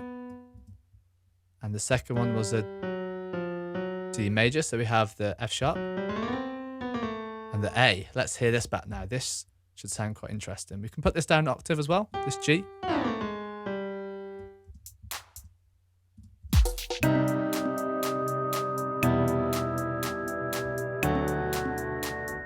We'll put that back up an octave. Let's hear this back again.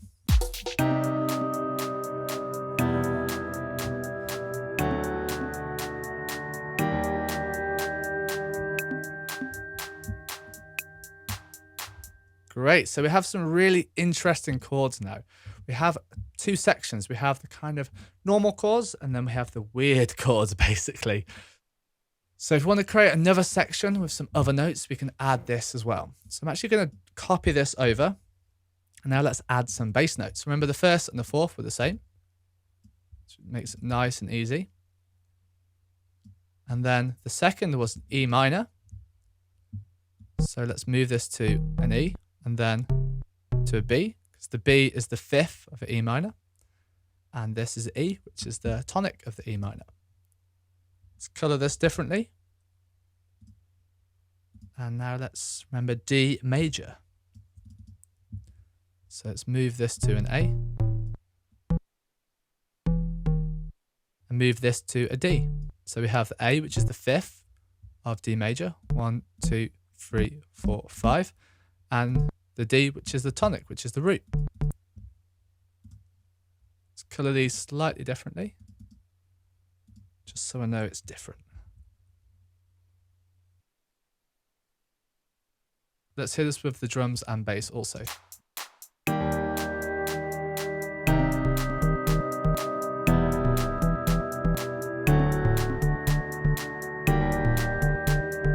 And we can loop this again and again and again, because remember, the first and the last chord actually work together. And then we can put in the other chords if we wish to allow some release. And with those other chords, you can add in the original drums. So it builds up. There's a lot more we can do, but this is basically how we can create some more unusual chords and get it to work. So let's hear our track so far, starting from here. And hopefully it's starting to build and sound more like a song.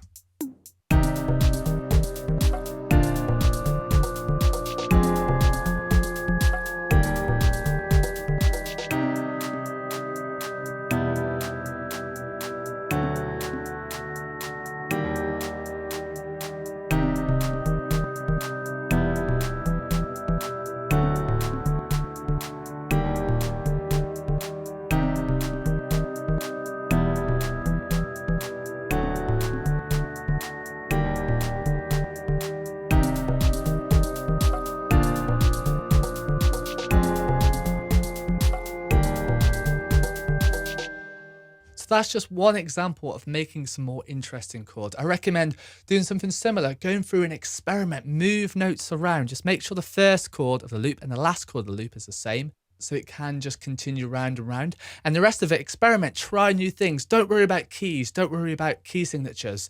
Don't worry about notes. Just experiment and see what happens. A lot of this will take a lot of trial and error, But that's what it's really about when songwriting. You're not going to make amazing music straight away. It will take a lot of arrangement, a lot of practice. So thank you again for watching this lecture, and I'll see you in the next one. Okay, now we're going to have a look at actually adding an arpeggiator. This is a great way of creating a counter melody and a great way of actually making your music have a bit more movement and sound a little bit more interesting. So what we're going to do is create an arpeggio by using the arpeggiator MIDI effects. So let's actually find this piano part here. And now underneath this, let's create a new software instrument. And this time let's choose ES2 synthesizer again. And then hit create. Now we're going to actually copy all this piano information down.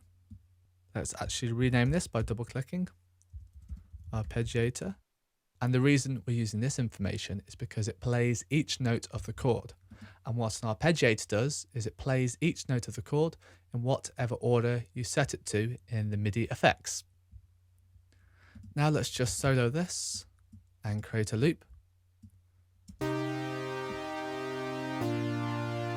Okay, and now over here, we go over to MIDI effects. And let's choose the first one, which is arpeggiator.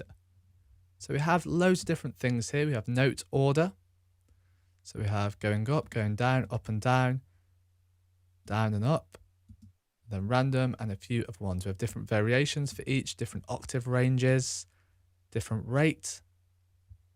We can also draw in patterns here with the grid. But for now, we're just going to use a default. Let's just choose chord cycle 1. We can go through and change the rate.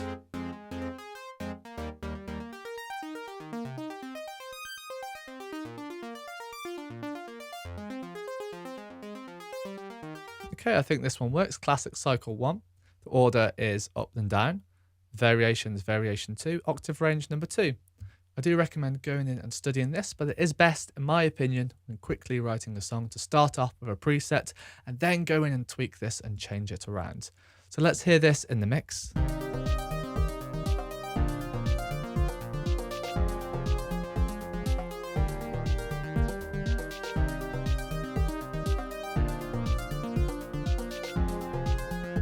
We can always go into the ES2 synthesizer and change some of this around.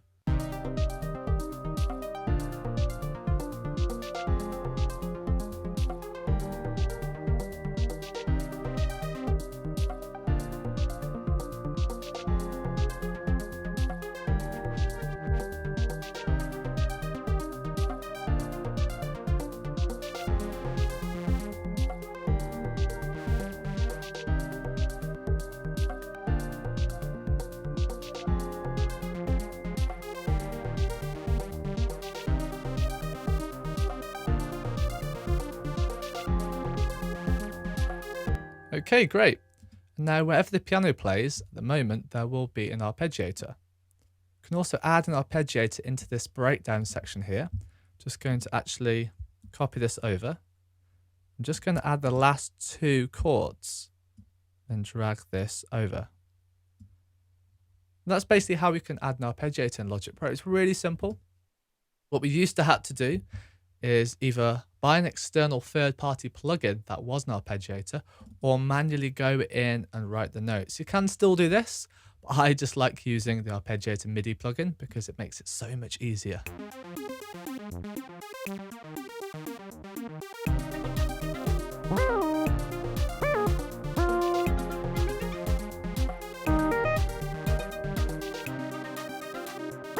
The only problem with this now is it does kind of clash when this riff plays. So I recommend is actually going through and not having too much of the arpeggiator. So whenever the riff plays, I might get rid of the arpeggiator. And then whenever the riff isn't there, I put on the arpeggiator. Because if there's too many notes, there's too many melodies, there's too much going on, the listener will get confused. They won't know what to listen to. So a lot of this is about arrangement. It is about putting the right amount in. It's like baking a cake. You don't want to put too many ingredients in. You just want the perfect amount of ingredients. and the perfect type of ingredients. That's really what songwriting is. That's really what composition is putting the right ingredients into your track. There is something called too much. Like right there was too much going on, and the best thing to do is to take stuff out. So let's have a quick listen to this now with the arpeggiator in.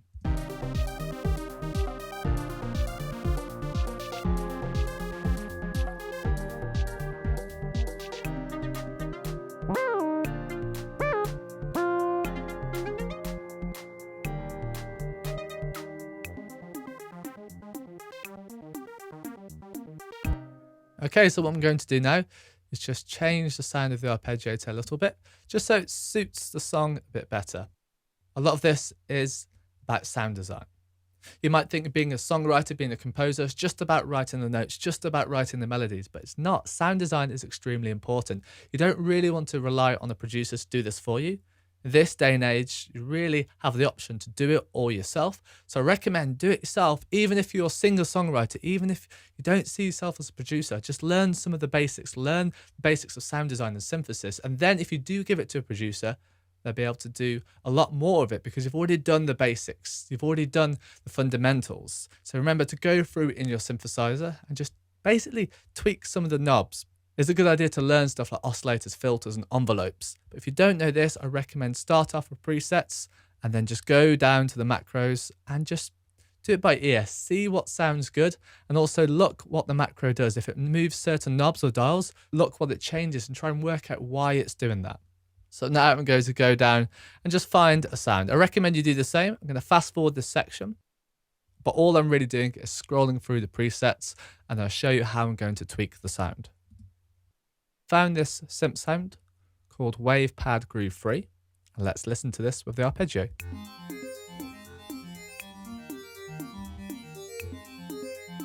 Let's change the blend over to the left.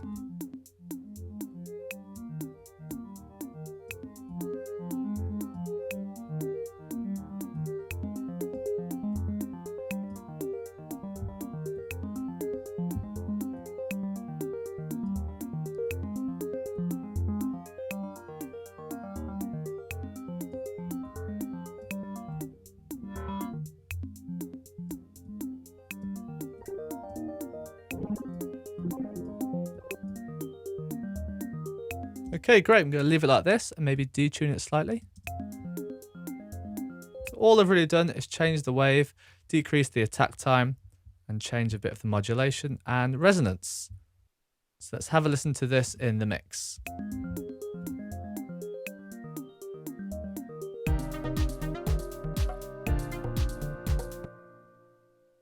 Okay, so this is basically how we can throw an arpeggiator into the mix really quickly, and we can use this as a counter melody, a really quick way of actually adding some more movement and making our songs sound more exciting. Next, we're going to be looking at arrangement. In this lecture, we're going to be looking at adding reverb and delay sends to our track. So a send is where we basically send the track to another track, and this allows us to add effects on this track.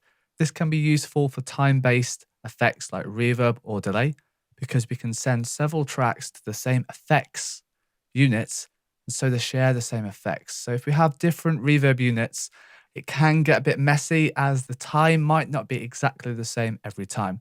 But if we send our tracks to this auxiliary track, then they'll all have the same effect and the times won't overlap, and also it will save on CPU or computing power. It's quite easy to do if you haven't done this before.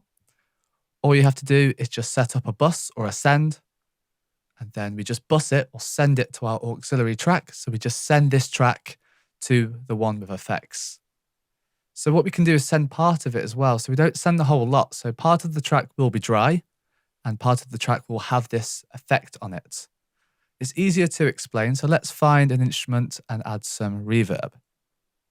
So this piano sound, let's just solo this, and let's just loop it here. Let's add some reverb to this. So what we could do is add reverb here, but if we add reverb to the track, then we're not actually creating a send. And the reason we want to create a send is so we can share the same reverb unit with multiple tracks. So let's go down to here and click bus, and let's choose bus 9 because it's free. You'll notice it's actually created a new track, which is this one here, B9, which is aux 2. So I'm just going to call this reverb. And then we're going to add a reverb. So let's go down to reverb. I like Space Designer. There's other reverbs you can use. Let's choose stereo. We're just going to use this default one for now. And when you're creating a bus or a send, make sure on this auxiliary track that the dry is all the way down, because we only want the affected track here. We won't actually hear the reverb yet, so let's just add a send on this track as well. So bus 9, so we've got bus 9 on the piano parts. If you increase this dial, you can hear reverb. Let's solo the other piano parts.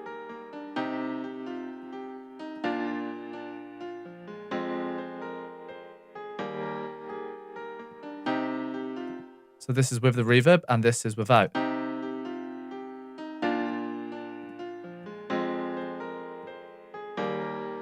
You can go into the effects unit and control the amount.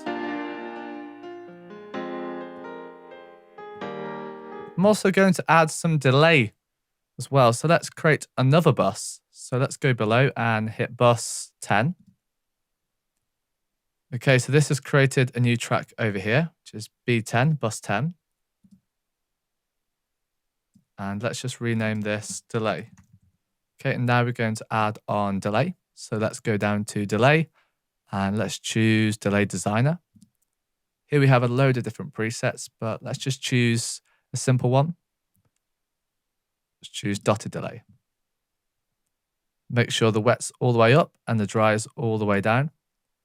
And let's just bust this over.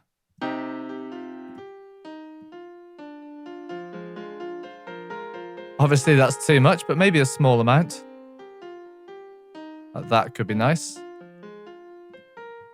And here again, let's add a small amount.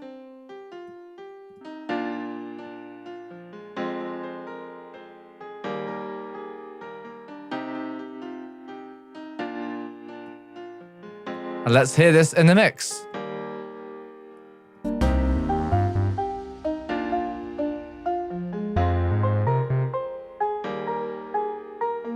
I'm also going to add some reverb and delay to this marimba. So the same kind of thing. All we have to do is go down to bus. So find the gap here under these two buses. And I'll find the one that said reverb. And also the one below, let's find the one that says delay.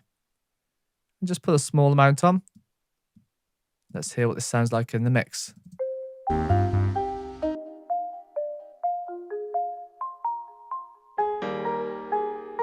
Same again with the other marimba tracks.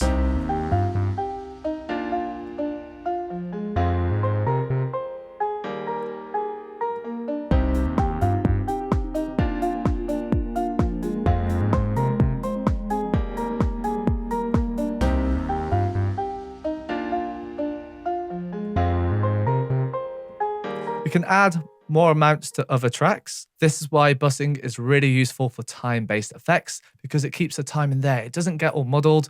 And of course, you do save on CPU power because you're just using these two effects units and sending tracks there rather than having a separate one each one and remembering the exact same settings. So let's hear this in the mix.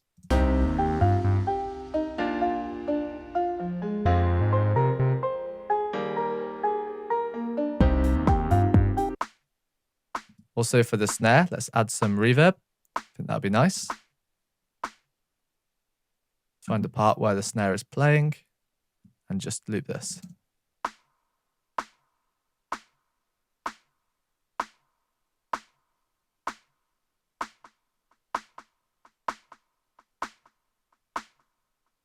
Like that. Let's hear this in the mix.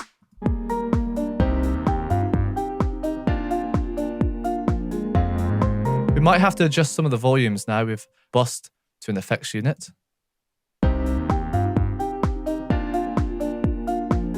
We can do the same as well with not just time-based effects. Let's just add another one. So for example, on the snare, I want to add a bit of crunch, a bit of distortion or overdrive. So let's hit bus 11. Bus 11 or aux 12 appears here. Just going to rename this OD for overdrive. Let's just add on some distortion. Let's choose overdrive. Let's hear this.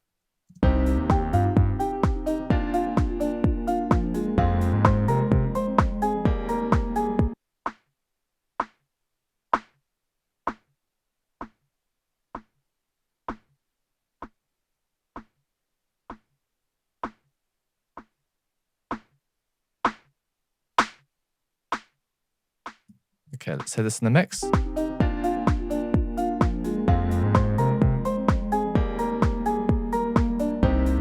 If we want, we can also pan the sound effects. But for ones like snares, I probably wouldn't pan the effects. Okay, so that's how we can bus time-based effects in Logic Pro 10. It's quite simple. Just set up a bus and just bus this to an auxiliary or a bus, and that will create a new track. Add the effect on there and just increase the dial, and that will add the amount of effect. And then you can go through and change the effects. It does work best with time-based effects, but you can use stuff like distortion or overdrive as well. Really depends on what you want to do. And don't be afraid to be creative, and don't be afraid to try new ideas. So thank you for watching this lecture, and I'll see you in the next one. Okay, now we're going to look at sidechain compression. So what sidechain compression is basically where we have one track playing and another one, but the other one ducks down where the one is playing. That might not make much sense, but you'll definitely hear it. It's that pulsating sound you get in a lot of dance music and electronic music that pumps with the kick drum. So it's very popular in almost all types of electronic music. And it's great for creating space. So if you have the bass and the kick playing at the same time, the bass could be ducked down in volume when the kick plays to make the kick stand out a bit more. It can be used as an effect as well. But for now, we're going to use it just to duck out some of the instruments while the kick plays, just to make the kick punch through easier. Previously, we did add some compression. So we can add a sidechain to this compressor, or we can do it separately. For example, in the drums, we might want sidechain on the bongos, but not on the kick or the snare. So what we can do is actually just go into the separate instruments and add a sidechain compressor there, or we could add it to the group compression. But one thing we need to do is create something called a ghost track. The ghost track is what the compressor will be following. Most cases, it's one every beat or one every quarter note. You can be more experimental and use sidechain as an effect, but for this, we're just going to have it on every single beat of the bar. So let's just create a new instrument. We can choose MIDI or audio. I'm just going to choose software instruments, and I'm going to use the ES2. It doesn't really matter which one you use because this will be a ghost track. Then we're going to mute this, and then I'm just going to double click and find this part here. So this is the drum part where it's just playing the kick on every beat of the bar. Hold down Alt, drag it over, and then just turn on the loop all the way through. And this is the ghost track. It's as simple as that, really. And this is instrument 5. I'm going to rename this side chain. Okay, let's open up our mixer. And we're going to add sidechain onto all of the pads. So one way we can do this is open up the compressor. And here you'll notice it says sidechain. And all we do is click on this and then go down to where it says sidechain. Now let's play this back and have a listen to these pads.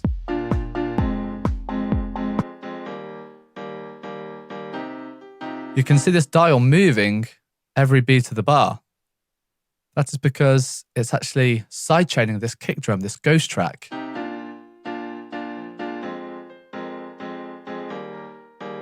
So if we make it more obvious, you can really hear it pulsating there. And add this to the mix.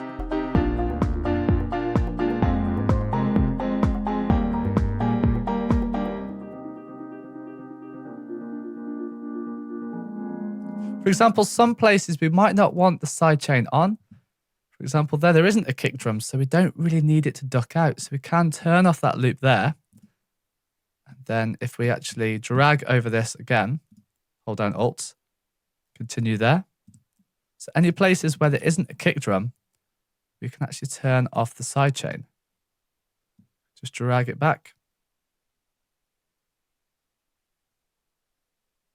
Sometimes I don't really like this loop feature because it can be a bit annoying. I do a lot of the time like to just manually drag each one. It does take a bit more time, but you can get it exactly where you want it.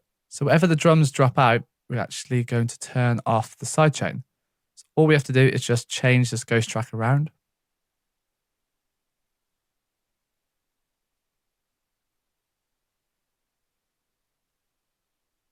Okay, let's hear this back now. Open up the mixer. You can see the sidechain isn't doing anything.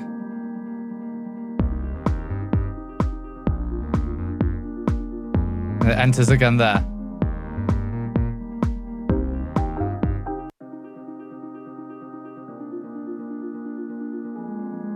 It has affected our compressor though.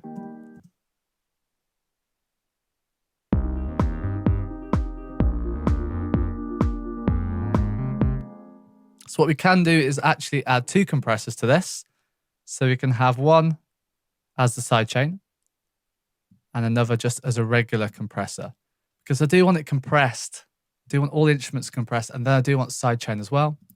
So I like to add 2 separate compressors.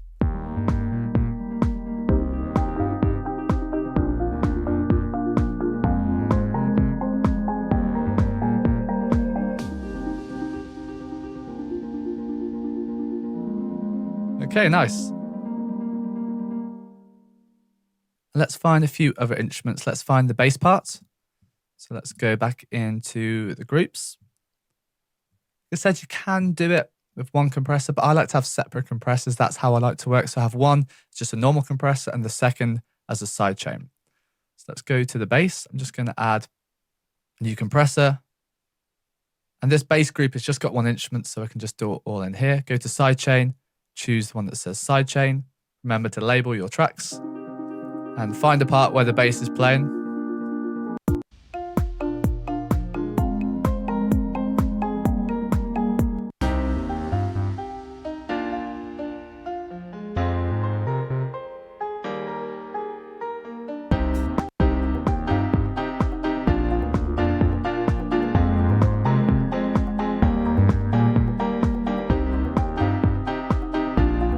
Now when we solo this,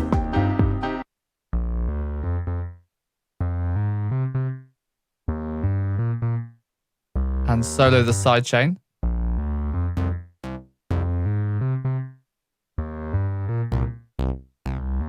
you can hear where it's playing, it's ducking out the bass. Obviously we're going to have that muted.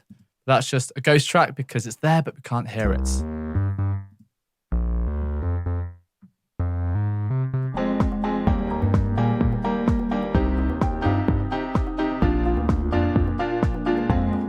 The drums now, some of them I don't want a sidechain on, but some of them I do. For example, the kick, I don't want a sidechain on. The snare, probably not. But the bongos, I do. So let's find the bongos. The congas here. And the bongos. Let's find these and add on a sidechain. So I'm going to go to compressor. Remember, click sidechain, go down to sidechain.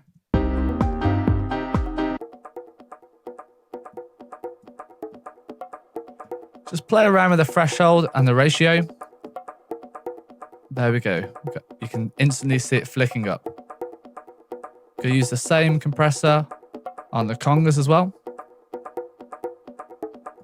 There is a compressor that comes with the plugin, so we can turn this off.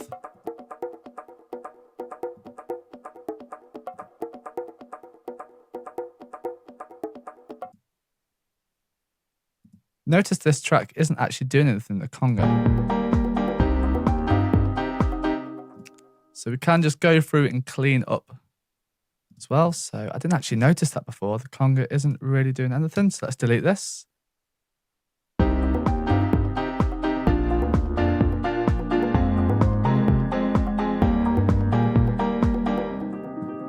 And we're going to use a compressor for the lead instrument group. So this is the marimbas. Let's add another compressor. And let's sidechain this. So sidechain, marimba. Let's solo this so we can hear it easier. You can really hear it pulsating now. If we make it really obvious, that's too much though. Maybe about here. Just so when the kick plays, it can shine through a lot easier. You can add some to the effects as well, but it's not really needed.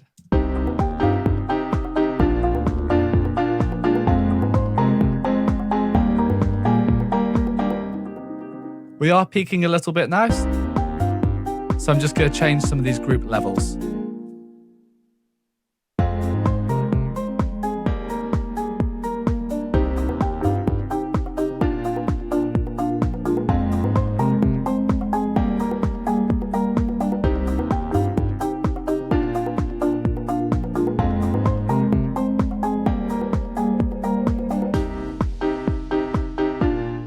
You can notice the piano there.